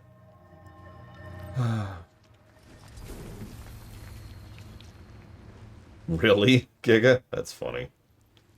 Where do you live? I live at the Kingdom of No's. Huh.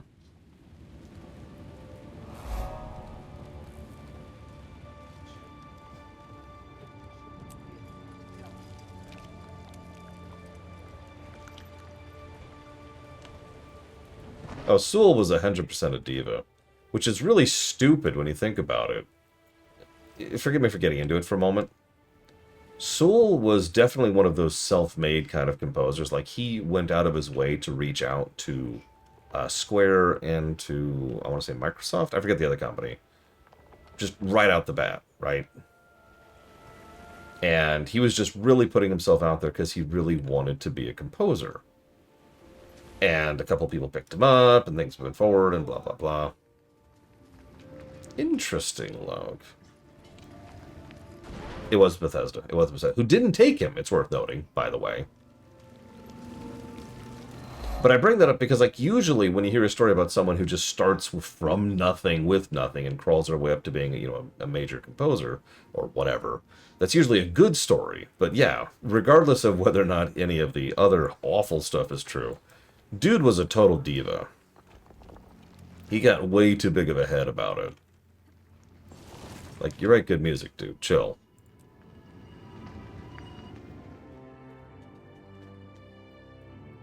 Yeah, Mick Gordon. That's actually a great example of that. And by great, I mean terrible.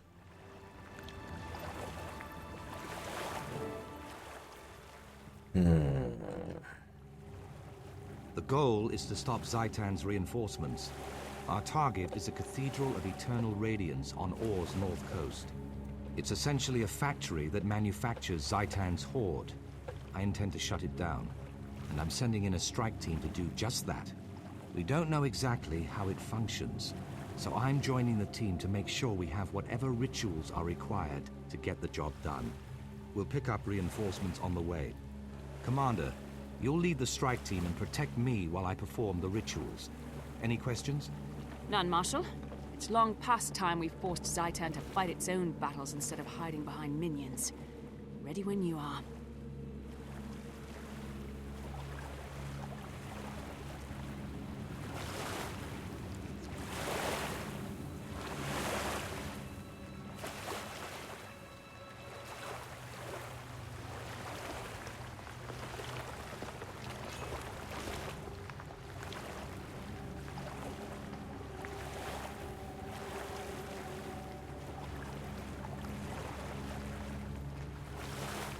And then, fortunately, the answer to that, Disco, depends entirely on the individual game in question. On a vital mission, and we need all the soldiers we can muster. Oh, jeez, Uthor, I don't even want to know. I know you're talking about it.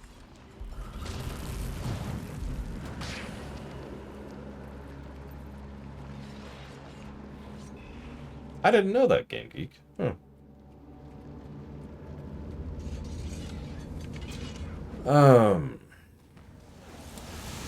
The closest thing to a general perspective I could give on the matter is that if your game has like a super optional, an optional or a super optional, either a boss or a level or anything like that, that's usually a good time to say, no, really, be this good to proceed. That's a good general bit of advice kind of a thing.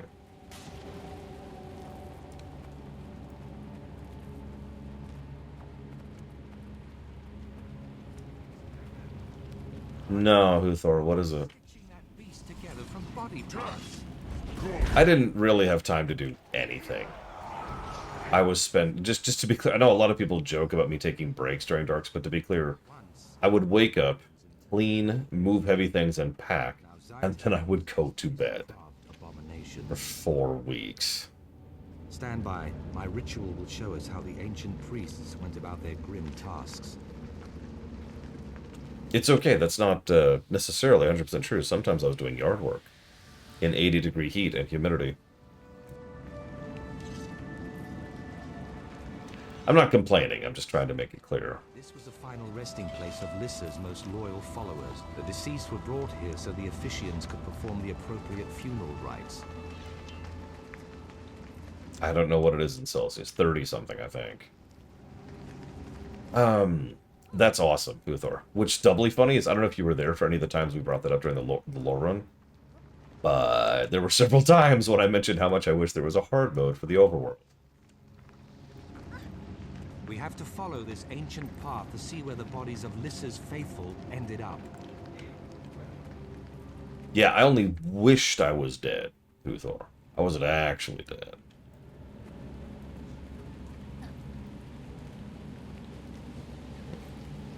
There you go, 26 and 2/3 Celsius.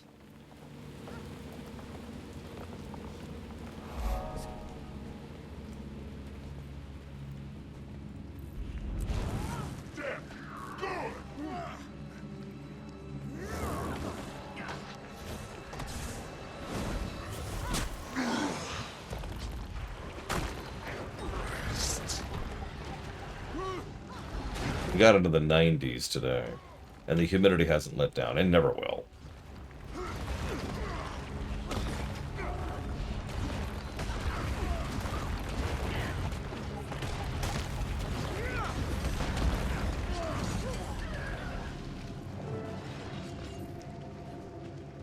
Whatever 90s is in Celsius.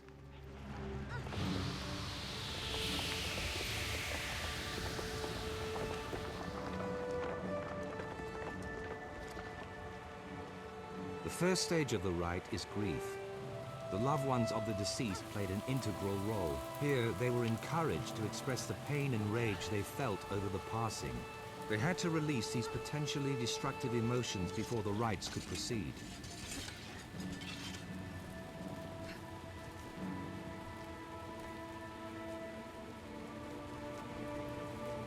If she's a priest, why is she wearing a bikini? I must perform my ritual at And having like a Guild Wars 1 quality model. Jesus, look at her face. Look at that. Ugh. Oh, Jesus. Yeah, I have family who live in a place that right now, I'll even pull it up right now. How hot is it? Oh, wow. It's actually pretty cool today. It's only 111. I don't know what that is in Celsius, but it's probably pretty high.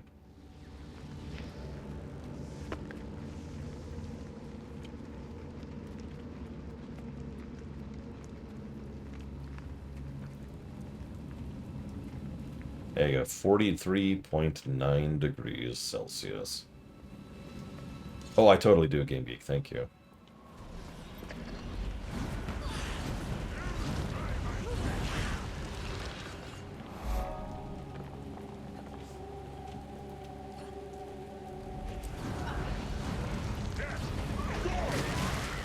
Yeah, it's actually funny. You might think, oh my god, heat wave, record heat. No.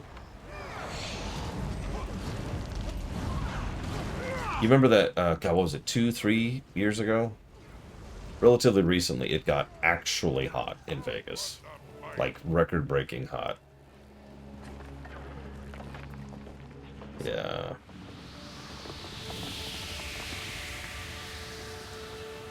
It is dry heat, and jokes and memes aside, that is easier to deal with. This next step was largely ceremonial, but was observed by rich and poor alike. They offered a valuable gift in an attempt to persuade the priests to resurrect the dead. Naturally, the priests refused, but the act of offering and accepting rejection remained a part of the rite.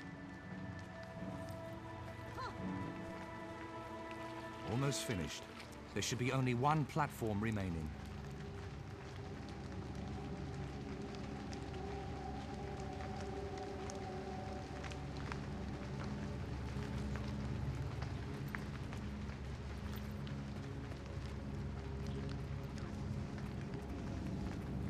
I can't remember. And I'm having trouble finding the historical numbers. Gotta remind myself. So in case you missed what that was, I did the jump, and I was so casual about doing the jump because, of course, I have the glider, so no problem, right? And then, as I was plummeting to my death, I realized I didn't have the jump. And thankfully, you have control in midair in this game. Because otherwise, that was death. I'll save you.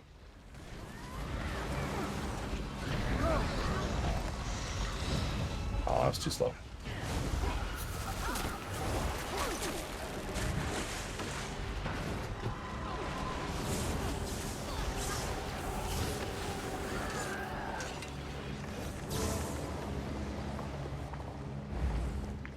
Had to press buttons that fight.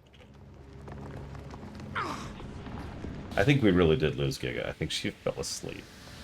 Poor Giga. I'm so sorry, Giga, if you're ever watching this on the VOD. Oh, there it is, the sacred bikini. Jesus, that looks so ugly. Ugh. Encouraged to mourn and to beseech Lyssa to ease their pain. They prayed to their goddess for relief and to watch over the deceased in the mists. Yeah, this is all fascinating. Can we get on with this, please? That's where their rite will end. I saw a distant shot of that Huthor. An MMO champ. Have they got something more detailed? Ooh.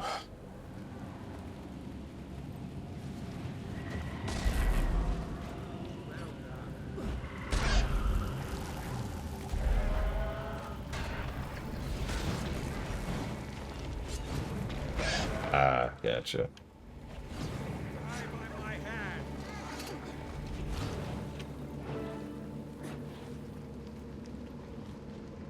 That's a lot of class changes. Oh my gosh.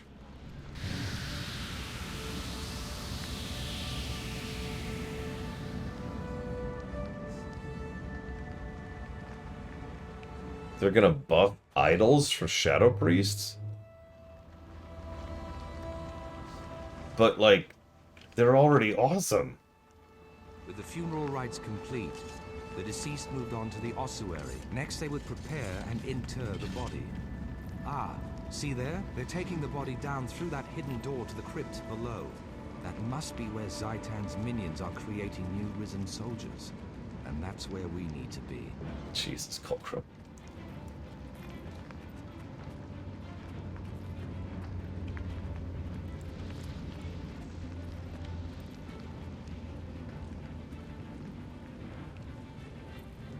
I mean, I wouldn't find that particularly alarming, Cloud Strife. But I've been through some stuff in my life, so don't take me. Also, 10 billion? I'm sorry. Holy crap. So, War Within is Dragonflight, but better in every way. Put very, very simply. But if you didn't like Dragonflight, there's a pretty good chance you're not going to like War Within.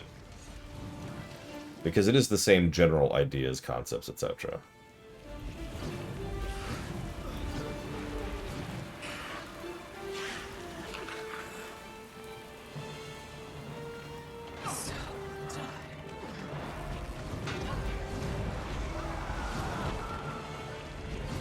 Well, that's one thing we need more of in life. More things being owned by less people.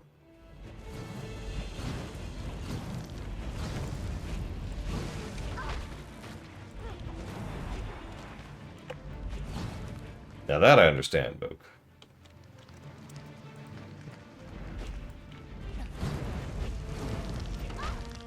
Oh my gosh, Giga's internet died?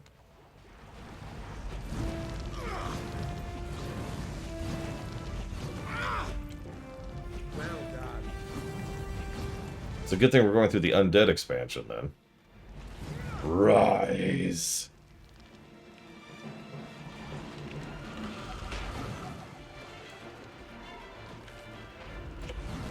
Look, if I own everything, then the first thing I'm going to do is set up rules so that everyone else is in charge of them. Divestment of power.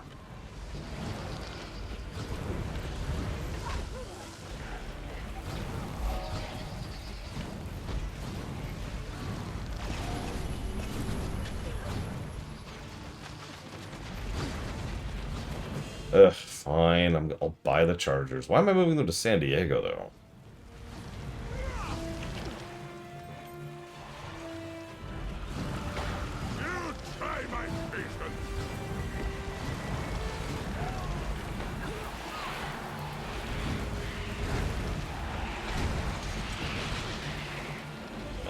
This is why I don't like hitting buttons on most of this stuff. It dies before I can do anything. Do it, Disco. Those urns scattered around the room are steeped in Zaitan's magic. The dragon must have distilled its essence. Pure necrotic power in concentrated form. It's corrupting all the corpses stored here and fueling the construction of new abominations. Smash them! Smash them all! Okay. I mean, in fairness, yeah, nobody wants Chargers in LA.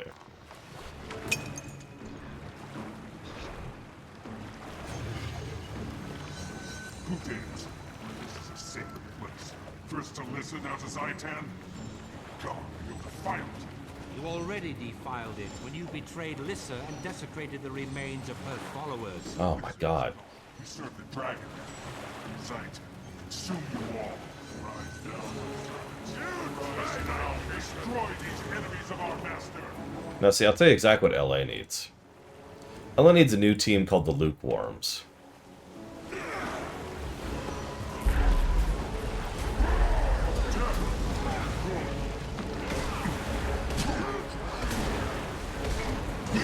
Now, some of you got that immediately, but just to finish the joke, it's because LA, the one thing LA wants the least of all is ice.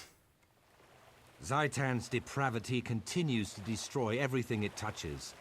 At least now this place is safe. Well done, everyone. We've crippled the dragon's spies, food, and troop supply. It's more vulnerable than ever. How do we exploit that? We advance. I have a plan for a large-scale operation to push back enemy forces and establish base camps right here in Ore. Now that operation can begin. All I need is time to regroup and organize our forces.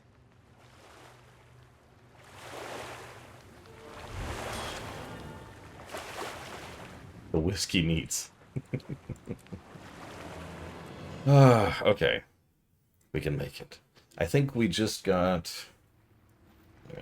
Yeah, okay. I do main a demon hunter, yes. Although at this point I've got a little bit of everything.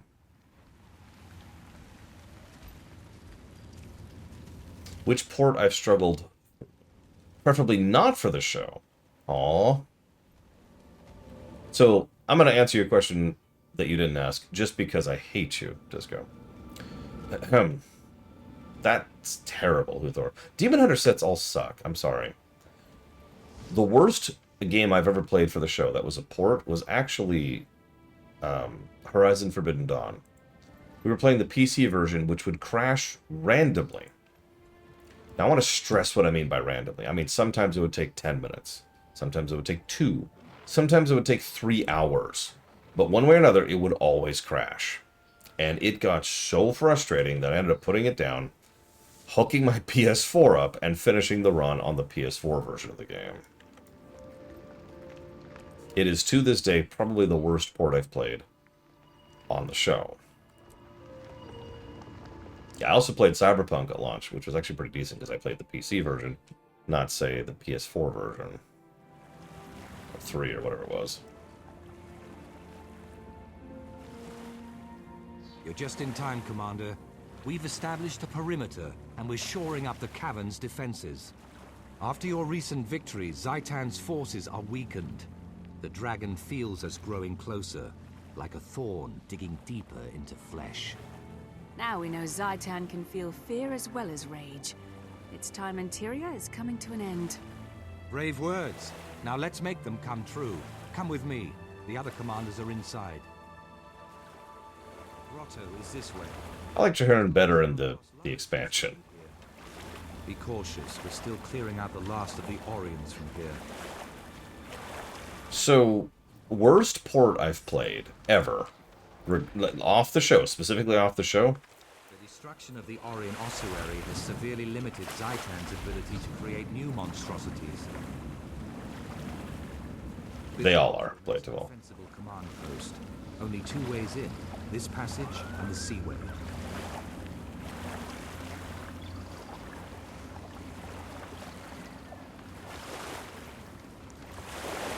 Dawn, Winnet, and Ifrit are already here, preparing the next attack. We need a strategy. What are your recommendations for our next move? Full offensive, sir. We've cut away Zaitan's supports. Now's our chance to attack the main force, while they're still reeling. I agree, but a land-based offensive would hit where the dragon is strongest. If we attack from the sea, we do more damage. Marshal, we've lost contact with the squad investigating lost artifacts. I want to send in an extraction team. I see. Commander, a word. I need your input. Marshal Trahearn, a risen legion is approaching. I saw the sigil of the Orion royal house. I think they're coming from the tomb of Prince Alhazred. In life, Alhazred was said to be a cruel, vicious man. Death we have not included. Prepare to defend the encampment. To arms!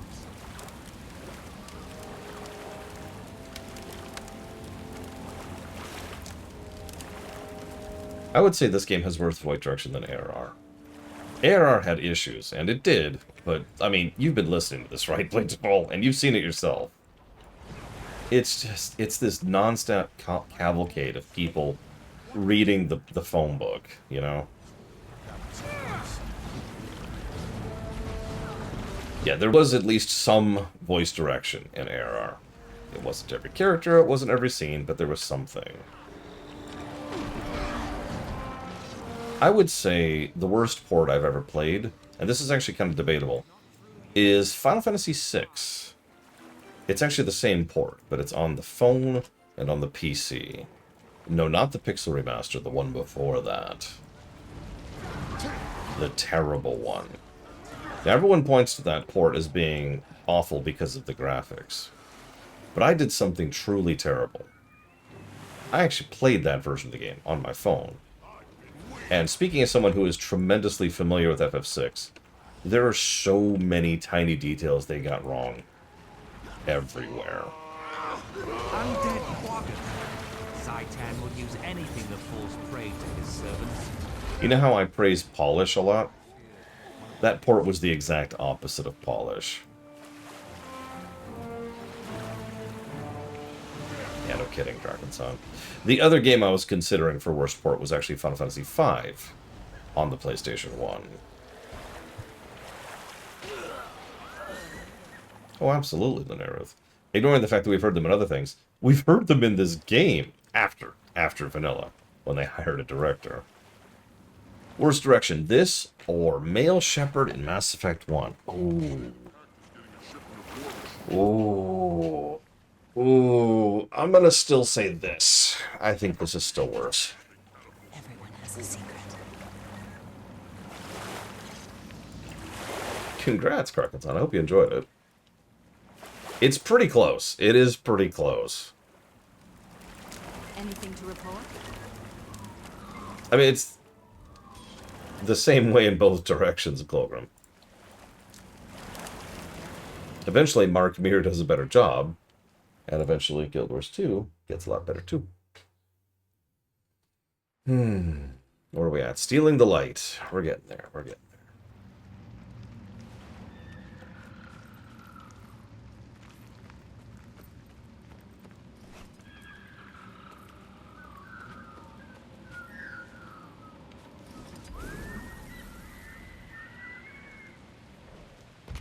Of course. I was gonna say, you gotta go to bed, Colgan. Just let me know. I'm probably capable of soloing at this point.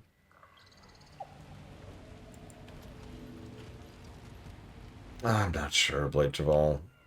We've got Stealing the Light, that's the quest we're on, then Conscript the Dead Ships, then Ships the Line, then Against the Corruption, then Cathedral of Silence, then Source of Ore. All of that is before the dungeon. Well, hello, Kaon, or should I say Pendulum. I hope you're doing as well as you possibly can be.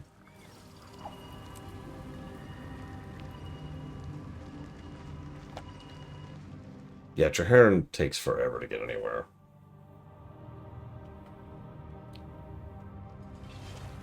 Help! Save me! I've been eaten by a vicious leviathan! I can't believe you're considered an equal in my field. Take a look at that. And they said nobody has fun in ore.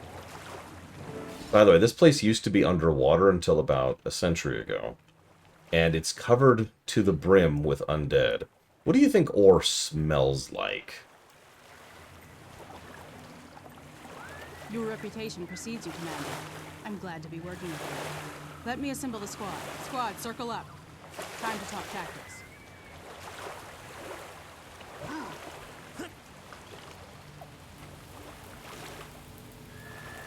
May the gods protect you. Listen up, team. Our target is Beacon Torch. It guides bone ships through the darkness of the Orient Vale. Our plan is not to capture the lighthouse. We get in, redirect the light, and get out. What happens then? Then, Commander, the bone ships will follow the beacon and end up like beached gulper fish.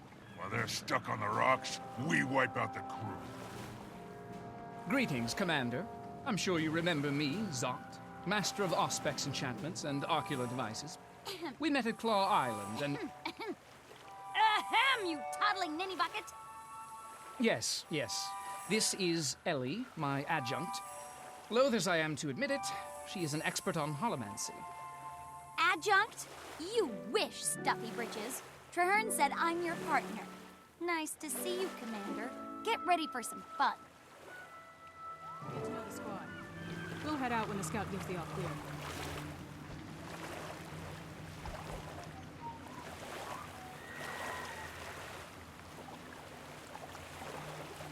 Knowledge is the greatest treasure. My crew is on the verge of a breakthrough. Amazing, don't you think? It mimics everything I do. I use it for tournament announcement. You cacophonous catastrophes, Ellie. Shadowhead, we're supposed to be hiding. Whoops! Scout Sorry, reporting Zombie, in. I forgot. We just got power mission from Copter 5. Team is go. Understood, sir. And thanks. We'll take it from here. Commander, will you take point? We need to hit the water and approach Beacon Forge from the bay.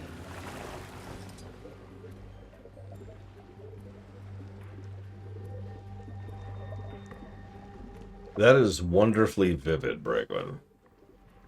Perhaps too vivid. I'm going to say that out loud for anybody not reading chat. It's like a rat feasted on a loot fisk and then crawled into a McDonald's ball pit that hasn't been cleaned since the 80s. And unfortunately, it managed to self-destruct itself after drinking 6 bottles of absinthe.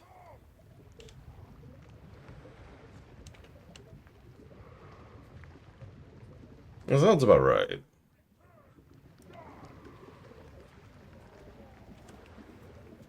I can just hear the...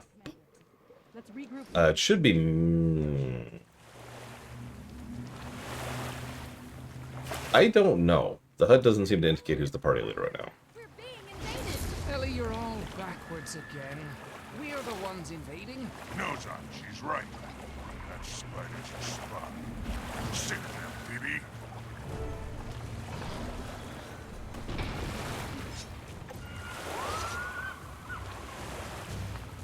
I'm so sorry, Pendulum.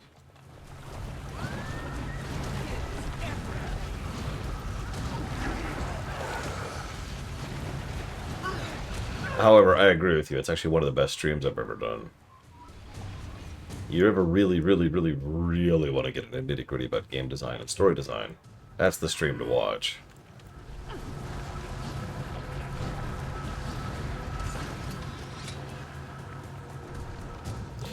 The worst smell I've ever smelled, I've actually answered this question before, is something you wouldn't suspect as being terrible. But it was really hard to deal with. It was cleaning out the trash cans that had been left out in the sunlight at Arby's at the end of the day, back when I was a manager there. And you're probably thinking, what's so bad about that? So the meat would just sit there and stew in the Arby's sauce and whatever other bacteria. What's that scrabbling sound?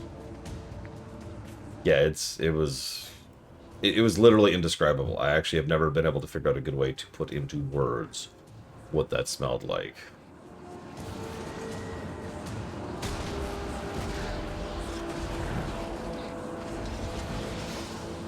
Spiders! Don't stop. Keep moving forward. There's the master. We need to take him out in order to secure the lighthouse. Excellent. Those scrawny little things are your pets. They look more like fish bait. You'll see how red when the swarm takes you. Yes, hopefully none of you will ever smell that, or even something similar to that. It was pretty bad. Feast on your flesh.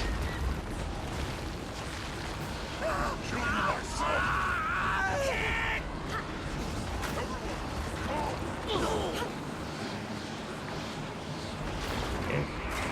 Game. Excuse me, most high privileged Lord Wayne. Permission to celebrate now? Yes, Ellie. You can celebrate. Hurrah! The Lighthouse Guardian is down. Victory to the champion of champions. It's all spider legs and dust, folks. Pay your tickets at the door and don't forget to tip your announcer.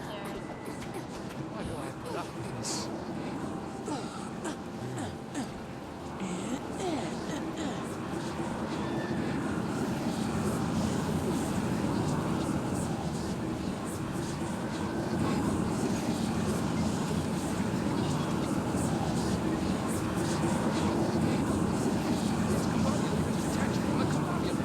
Could you lend a hand, Commander? What?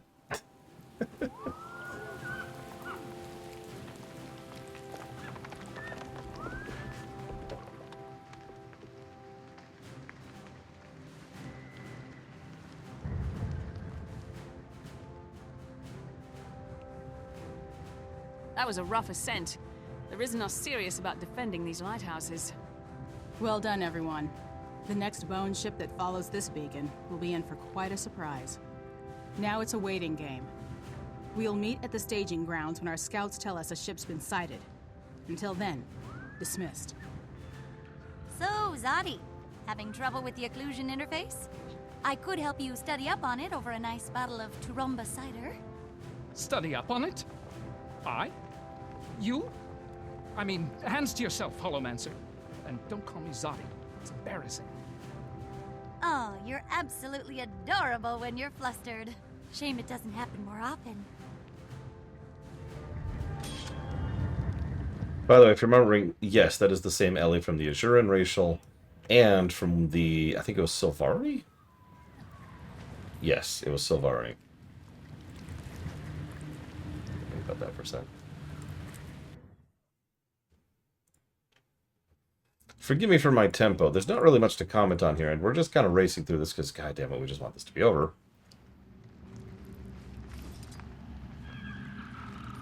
She is better than Zoja. I actually agree.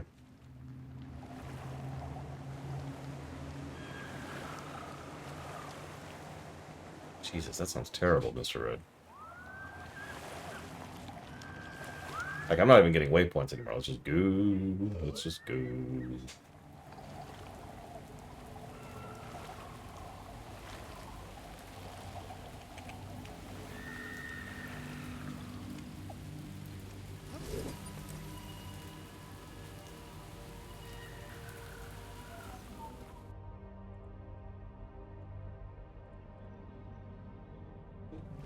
No, Pendulum, not at all.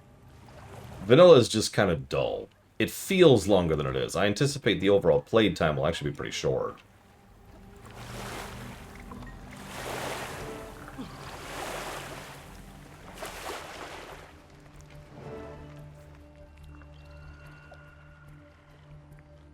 Commander on deck! Glad to meet you. I'm Captain Phil Verdenmeer. Nice to meet you, Phil. Are you part of the squad? My wife and I sail a clipper out of Lion's Arch. We were brought in by the Pact to handle a special mission, piloting bone ships. Nobody said the dang things already had a crew. They might be crewed now, but that's what my squad's here to do. Take out the Risen and deliver the ships. The question is, can you sail them? Now look here, girlie. I can sail a Bantam in a full hurricane. I can sail anything. Stick a toothpick on a turtle and I'll sail it to Cantha before dawn. I hope you're right. Ellie, Zod, are you ready to help commandeer these vessels? Operating at 100% efficiency, Crusader. Ignore the tinge of green around Ellie's ears. I assure you, Asura never gets seasick. Oh, absolutely, Disco. The whole point of calling it coffee is that I can understand why someone would like it. Like, that's part of the point of that Lorium. I understand why people like coffee. But no matter how good a cup of coffee it is, I'm never gonna like it. You say shore leave, I say hydrophobia. That lummox got off lucky if you ask me. If you two work half as well as you argue, we'd have these ships fixed already. Keep Ascalon in your heart.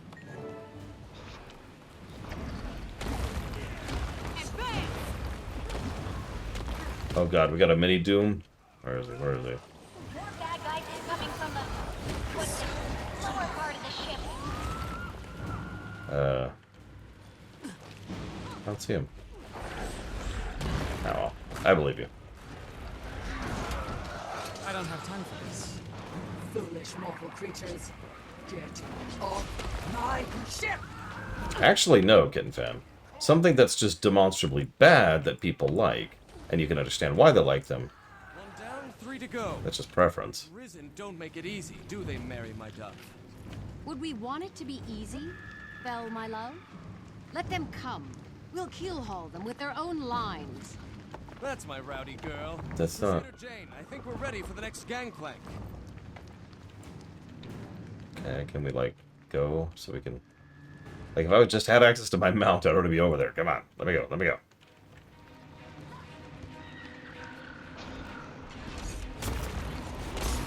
Black licorice is something that is so personally and vomitously terrible to me that I can't understand how and why people like it. I understand intellectually that people do like black licorice, but it produces such an awful reaction in me, and I hate it so much that I cannot comprehend it. Like, I can't put it into my brain. I don't have time for this. Pathetic flesh and blood. And Zaitan will consume.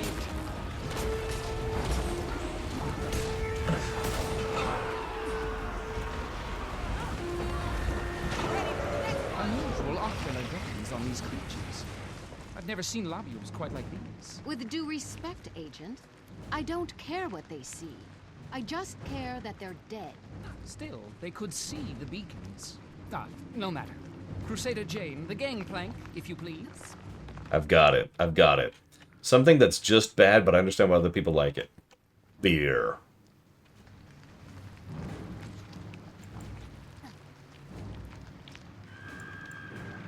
Watch it! You're crawling up the outer hull. Enemies on deck. Cut them down.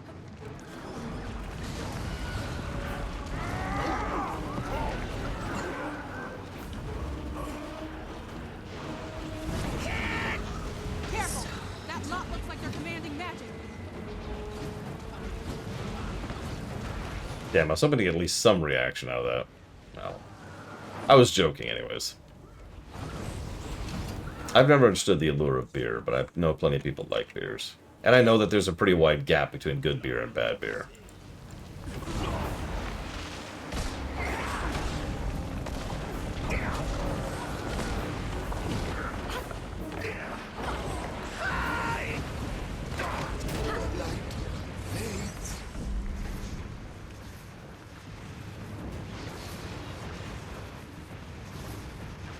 Ellie, get a move on. Ellie? Ellie, are you all right? I knew this one. His name was Yej. He left rather soon to be a gladiator. There, dear girl. Don't give up now. Whatever would your imaginary holographic friends do without you? Thank you, Zadi. Crusader Eiley, put out the last gangplank. That's a terrible line and a terrible line read. What is this? God. We go, please. Please. What was that?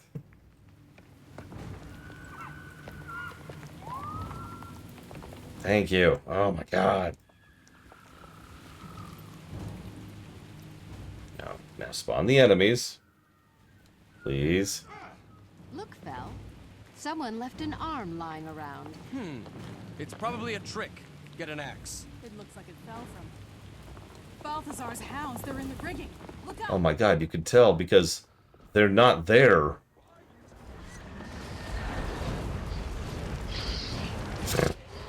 How do you miss giant Hylex in the rigging? God, I'm giving this its own negative. This is bad. What the crap? I don't have time for this.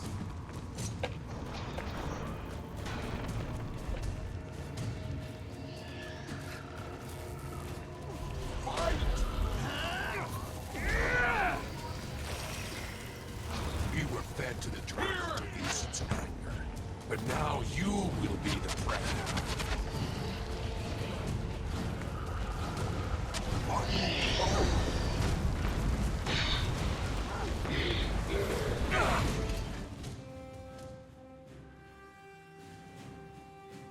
These bone ships are saggy, rotted, and full of holes, but still seaworthy. Ow. As long as you're not planning to sail to Ilona, they'll do. Not Ilona. Just the city of Ara.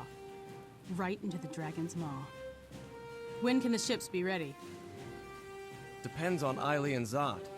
I swear, they fight like Norn and argue like they're married. You'll have all the help we can spare, Captain. Tyria itself depends on us.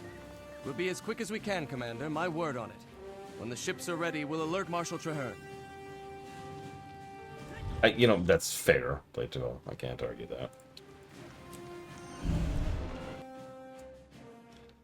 No, there's no need to exaggerate, Sean. That's just crazy talk. Okay, we're up to the third zone. By the way, did I mention that Aura is 3 separate zones? Because screw you. Honestly, I think the middle one is actually the worst of the three. Or is it 4?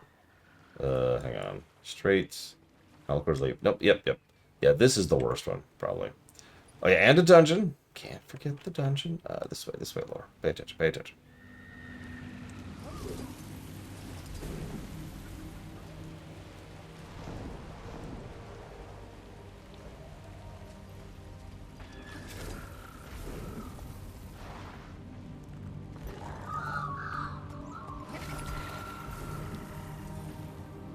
Yep. Do you want to be a Norn? Or was it a Norn? Whoever Cloudy Christian plays. Or Jennifer Hale. Is it Kitten Fan? Yeah, let's double check that, because I thought we had something that surpassed that recently. Let's check. Let's see. First game. Whoa, we got stuck in a tree.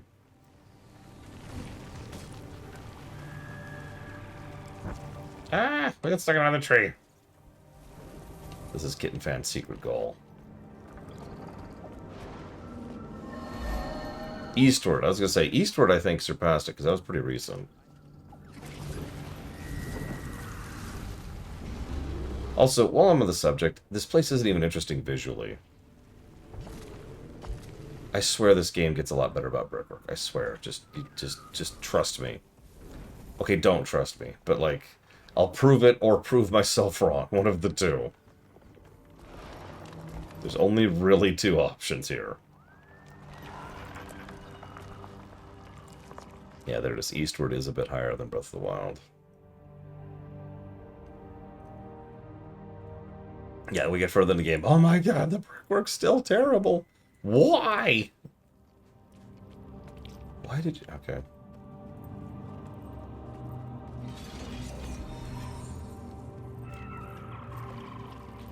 Do any of these give me speed? Quickness. Who are you? Why are you slowing me? None of those give quick. You're fine, cat. Yeah, nothing gives quick. Researcher Maver's threaded megafluidity theorem is complete bunk. Mava's crazy as a junk heap sprit. Huh, we finally found something we can agree on. Pipe down, you two. The commander doesn't need to hear your prattle. A really high-scoring first game. We've got the ships, the crew, and the sizable force. All we need is a good commander, and our squad's ready for the final operation. I'm ready to catch the Risen with their tattered pants down. How do you want to play this? We sail south and blend in with their usual galleys. The Risen will assume we're part of their fleet, until we start firing on their shore artillery. While we sail, Inkblood will lead a feint against the ground troops to distract the Risen. Commander, you'll be on the flagship with Phil, Mary, and me. Zot will be the flagship's gunner. Ellie's assigned to the second galleon, the Windfall. We need to spread out our firepower in case we lose one of the ships. Don't worry about the captured galleons, Crusader Jane. Everything will be fine. They're in fully operational condition. And by operational, he means they have a barely tolerable ratio of hulls to wreckage. That's enough, you two. With your leave, Commander, we'll board the ships and set sail. I'm not coming up with anything. Worried about me? Not worried. I merely wanted you back on my ship. Assist. I'm not seeing any movement. Looks like we're in Like, for example, Assassin's Creed 1? No. There's no way. Should we try to look more risen? I could shuffle around, or rather, or Stay quiet, Mary, my dear. That's all we can do.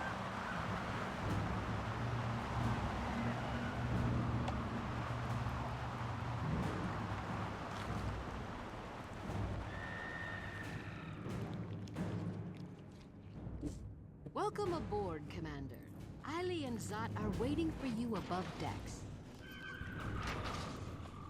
Thank you for that insipid line reading.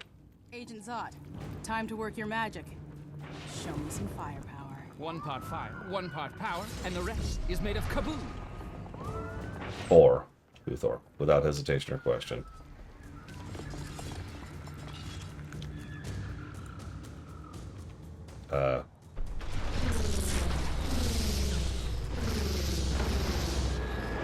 Looks like the giants are on shore. Yes. Use your cannon shields to deflect the incoming rocks. Fire on the eye side. We need to get out of here. Too late. The eyes spotted us. Brace yourself, everyone. Things are about to get rough. Like, I would be legitimately shocked if any Assassin's Creed scored better than 4. By memory, I would say the only one that might come close is Revelations, excuse me.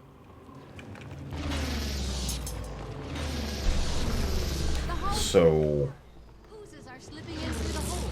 I could use help down here. are we talking like the highest score, Disco? I suppose technically StarCraft 2 would answer your question. How do I... Okay. But that feels like a cheat answer. Probably because it is. Where's the frickin'... Oh god, I can't see where I'm going. Oh god. Where I've am I got going? an idea. Lodge that goop in a hole. And we need something to plug up these leaks before they get worse. There we go. These awful things are eating through the hole. Help me smash them.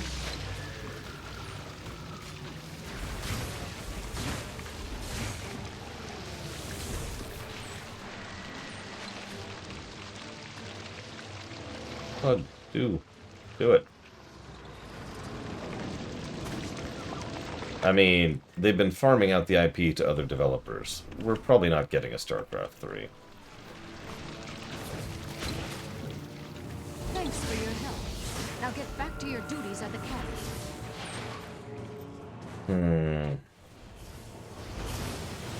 Problem is, most franchises also don't really end. The hull's patched proper, Captain. Why is this tub still shaking? It's the ship that's the trouble. Something's coming up from the port. Commander, there are enemy ships rising off the starboard side. It's so creepy.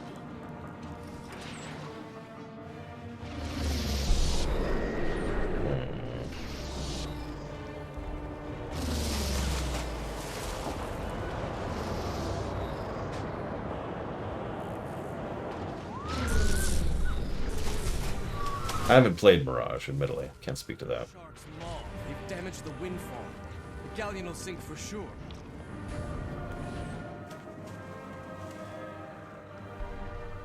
Crusader Jane, look off our port bow. The windfall has taken heavy damage. They're going down. We can't do anything about it.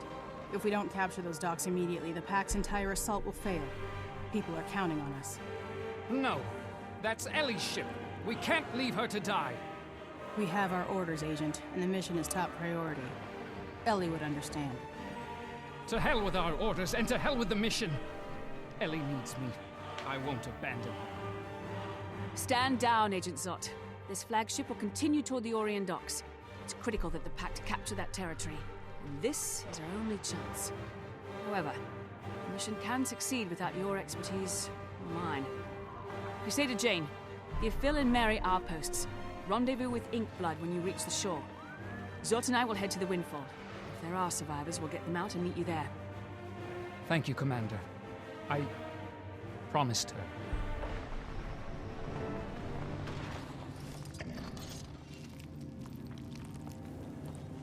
Oh, we don't just we just have to swim. Okay.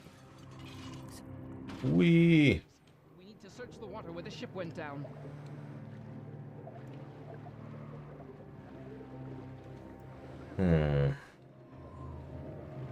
Problem is, I'm having the same problem of even coming up with series that have ended, you know?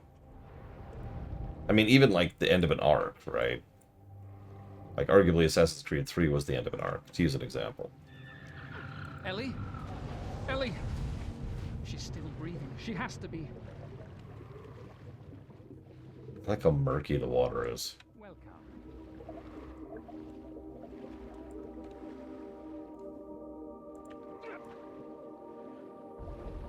I suppose that's true, Kitten Fan, but an end of 2 series? I don't know, that just sounds kind of weird. Zod, look at all the pretty tangents and signs tracing your ears. Ooh, geometrical. Hush, Ellie. Don't say anything. I mean that. Doing equations after a jolt can only lead to non-axiomatic formula. I'm ready, Commander. Let's save as many soldiers as we can and finish this fight once and for all.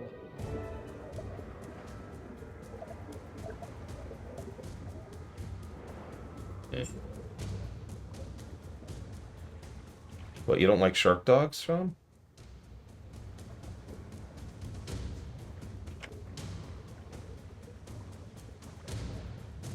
No, I saw Colgrim. That was hilarious to watch that. If this was a more modern mission, that would probably be a bonus achievement objective.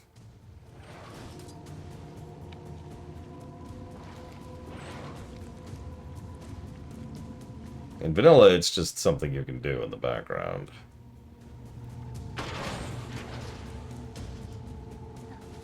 Yeah, no, that Char is shaving. That's how he's getting over this.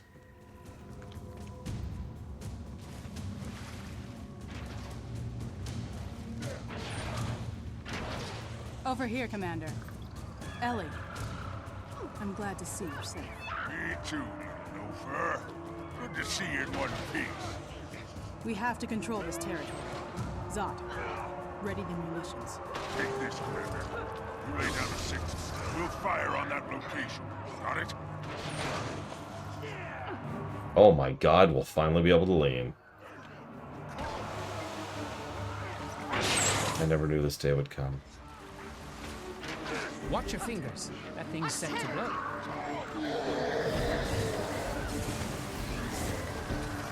I'm going to see so many people leaning in the immediate future. That is a lot of undead. Like a lot. Like way too many undead.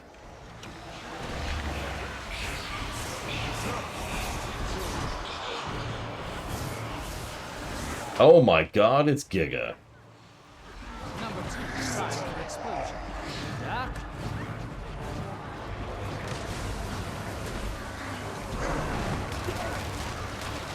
That reminds me, I need to do my my double whatever fight this week.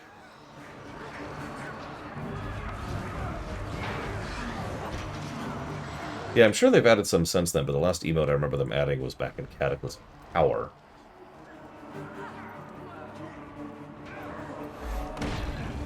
I'm currently playing an Elementalist. So I can do things like get stunned, Jesus, and drop down giant fields of death of various elementals. Like this.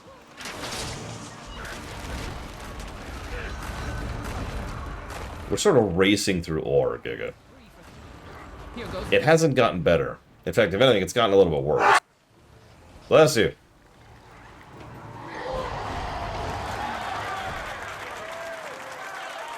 Zot, you did it! Bless your adorable little moony eyeballs. You're a hero. It wasn't all me. The commander did a great deal, and, well, there was... Ammo. Kitten fan. Easy answer. It'll be the ammo problem. I swear every last one of these walking corpses will burn. The marksman is their leader. Take him out, and the rest will fall apart. Listen, we've got to have drama, okay? Nothing good, just drama.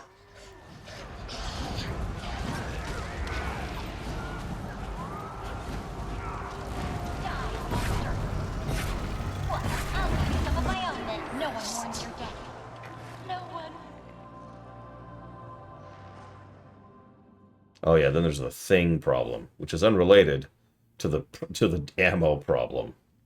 Ah, sticker star. Might be our first game ever that has 2 capital P problems.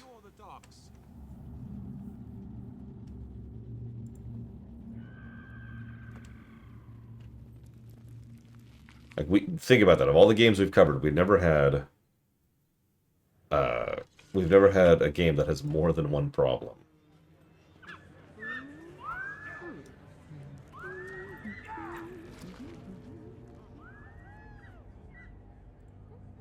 Well done, Commander. A bittersweet victory, but critical. Your success in this battle means the Pact can finally strike at Ara and the dragon Zaitan. Crusader Jane, Ellie, you have my sincere condolences. Agent Zot died a hero, and his sacrifice will be remembered. I agree. Zot will be missed. He was a great inventor and a good friend. He was an irascible old crackpot, and you know it, Commander. I don't want to believe he's gone. I don't think I really knew what it meant to fight for Tyria. Everyone said, this is war, and there's no turning back. I couldn't appreciate what that meant, but now I know. It means loss, and pain, and sadness, but it also means hope.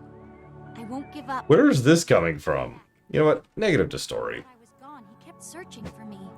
I'll keep him alive too, with my inventions. Yeah, exactly. You see, I learned something today. The Pact isn't turning back either. We're going to defeat Zaitan, once and for all.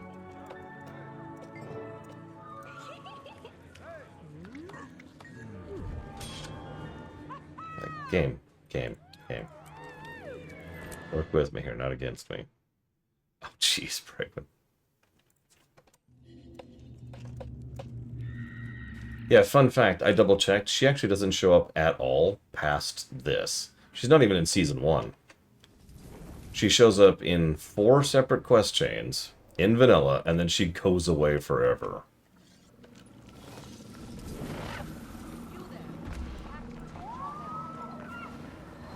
You see, I learned something today, Von Falkenstein.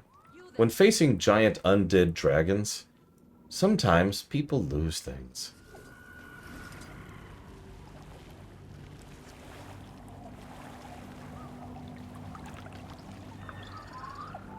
Only occasionally, though. Damn, they're in a hurry, aren't they, Uthor?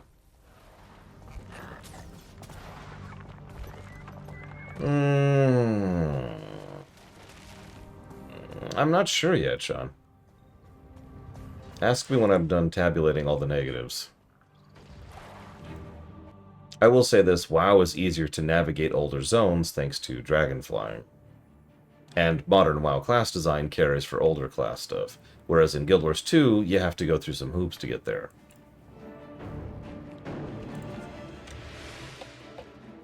Greetings, Commander. This is Havrun Gretchen, one of the spirit shamans of Holbreck. With her is Larenthir, War Master of the Vigil. You're an inspiration, Commander. Many believe that if we can defeat Zaitan, Jormag will be next. Your deeds will bring hope to the Norn. Sylvari sing of your victories, and even the Char raise battle cries in your honor. You've been a spark to many flames. It is my pleasure to meet you both. I hope today will bring another victory for Tyria. Marshal Traherne, what's our goal? I have created a ritual that might cleanse a dragon's corruption. If it succeeds, this mission could be a turning point in the war. My research suggests that the royal tombs were deeply sacred. They may still hold the connection I need to restore the land with Or's fading life force. If the dragon discovers our attempt, he'll try to stop us. Havrun, you and Larenthir will defend the mouth of the tomb. Give us all the time you can. We will, Marshal Traherne. By the bear, I swear we'll hold the line or die trying.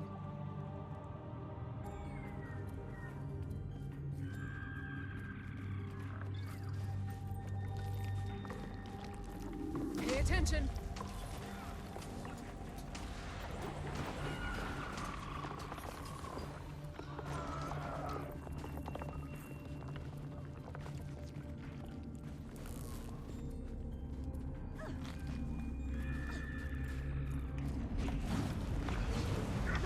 I still think the sponge is one of the worst things that I have encountered. Remember, that's actually the battle I quit the game on. God, I don't know. We're already at my normal cutoff point, but we have 3 quests left, counting the one we're on right now, and then a dungeon.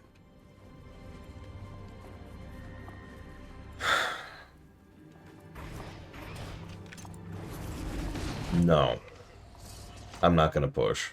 We'll finish this quest and then we'll call it for the night. God, this takes absolutely frickin' forever. This is just so boring. And the best part is we're smashing through this at Mach 10.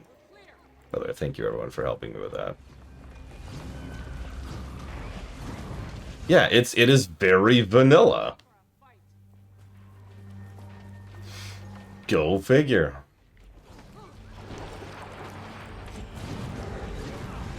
Oh my gosh. Come on, Traherne. Hurry up, please. Please? Please? Traherne? Traherne! Oh my god, I hate you. I wish you would die, Traherne. Fighting the Orion Dragon. Gretchen, you and Larenthir must hold the entrance. We're not there yet, Von Falkenstein. We have 3 quests and 1 dungeon left. And then we could tabulate the... I think it's the bronze number is what I call those. Yeah, let me double check that. Yeah, after this is Season 1, which is better? That's what we'll call that. It is better. Yeah, bronze numbers. We'll see what Guild Wars 2 Vanilla's bronze number is. It's going to be boosted a bit because so much of the class stuff is here. Less bad. I like that. Season 1 will be less bad. It's a good way to put that. Traherne, could you please hurry up? Please, just for the love of God, go slightly faster. Look at this. I am so much faster than you.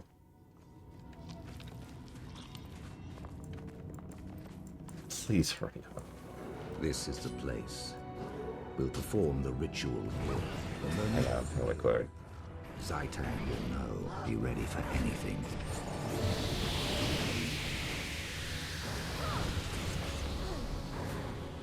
Trying to get everyone on the shot here really quick. Oh no! Quick, quick, quick, quick, quick. No! I clicked the wrong button! No! Ah, it's a terrible shot. God damn it.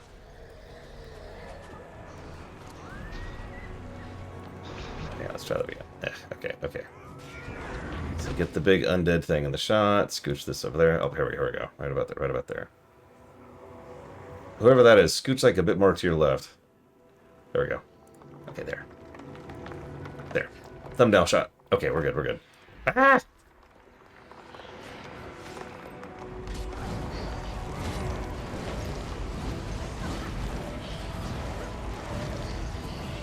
It's funny you say that. My transmog suit is literally, and it's almost entirely the gear I actually have on. Yeah, the seer armor. Only a couple of these pieces are transmogged. And hell, this is actually the real spear I'm wielding, even. Humble brag.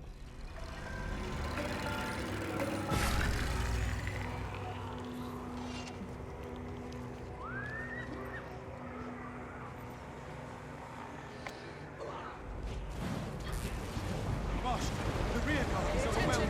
Gretchen! No, not Gretchen. Zaitan commands the dead to rise against Commander, us. we These must are not put her to our rest. friends. They are abominations. We must put them to rest. Look, it's not my fault spears are the best weapon in the game. They only added them very recently. In fact, I'm not even sure how recently. Let's look this up. No. We were so close. By the pale tree, it's impossible. All this, all these lives, wasted. All for nothing. Mid last year. The cleansing worked. For a moment, the spirit of the land rose up like a breath of wind. We all felt it. It was as if Or's own soul was fighting to be free. The ritual was a success. But the absolution didn't hold. Though sacred, the royal tombs weren't strong enough. This isn't the heart of Or. I wonder if such a heart still exists. Wait. Remember the vision that the Pale Tree gave us? An Orion king spoke of the source. Maybe that's something that can help. You're right. The source of Or. Yes. I think I remember hearing about such a thing. A priestess of Grenth and a shaman of the Norn spoke of it. Those sound like solid leads. Which should I follow? That, my friend, I shall leave to you. 2 roads to the same goal. The cleansing of Or, and eventually Zaitan's own demise.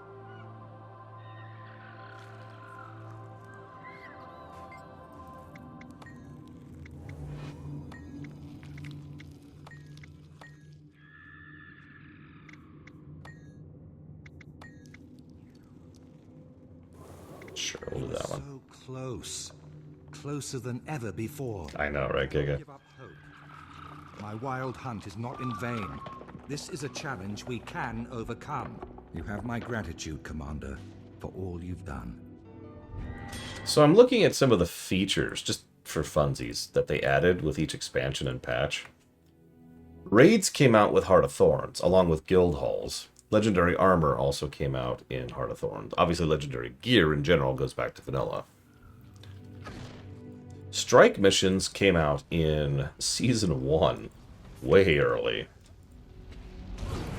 Let's see what else here. When did Fractals come out?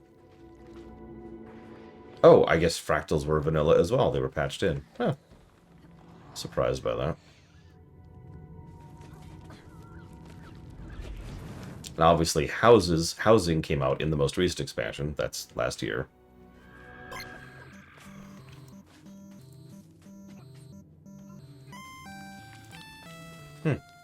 Sorry, anyways.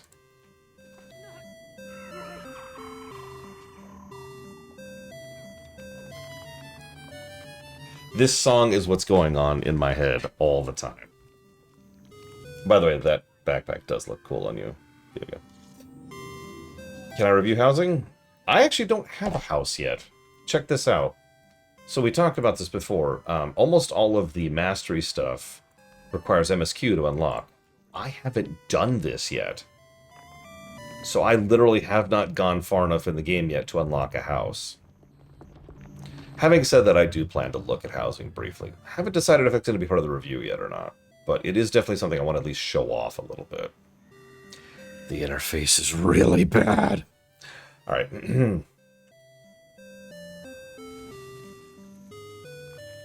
We'll show off Giga's house. Anyways, like I said, I'm going to chop off here. Thank you everyone for joining me. I'm sorry we couldn't push to the end. I'm sorry this took so goddamn long. Tomorrow, this nonsense. 3 more quests. Well, 2 more quests. No. And then, well, hopefully we'll be able to actually show off the dungeon. If we don't, it's not the end of the world. We'll just sit on it until we have enough people to actually do Era, which will be the final dungeon of vanilla. And then we could calculate Guild Wars 2's vanilla bronze number. I am very curious to see how that's going to score. Because, I mean, there's a lot of negatives I haven't actually put up on the board yet, so to speak. But for now, I'm going to park myself over here, ready to go for that. I'll see you around, guys.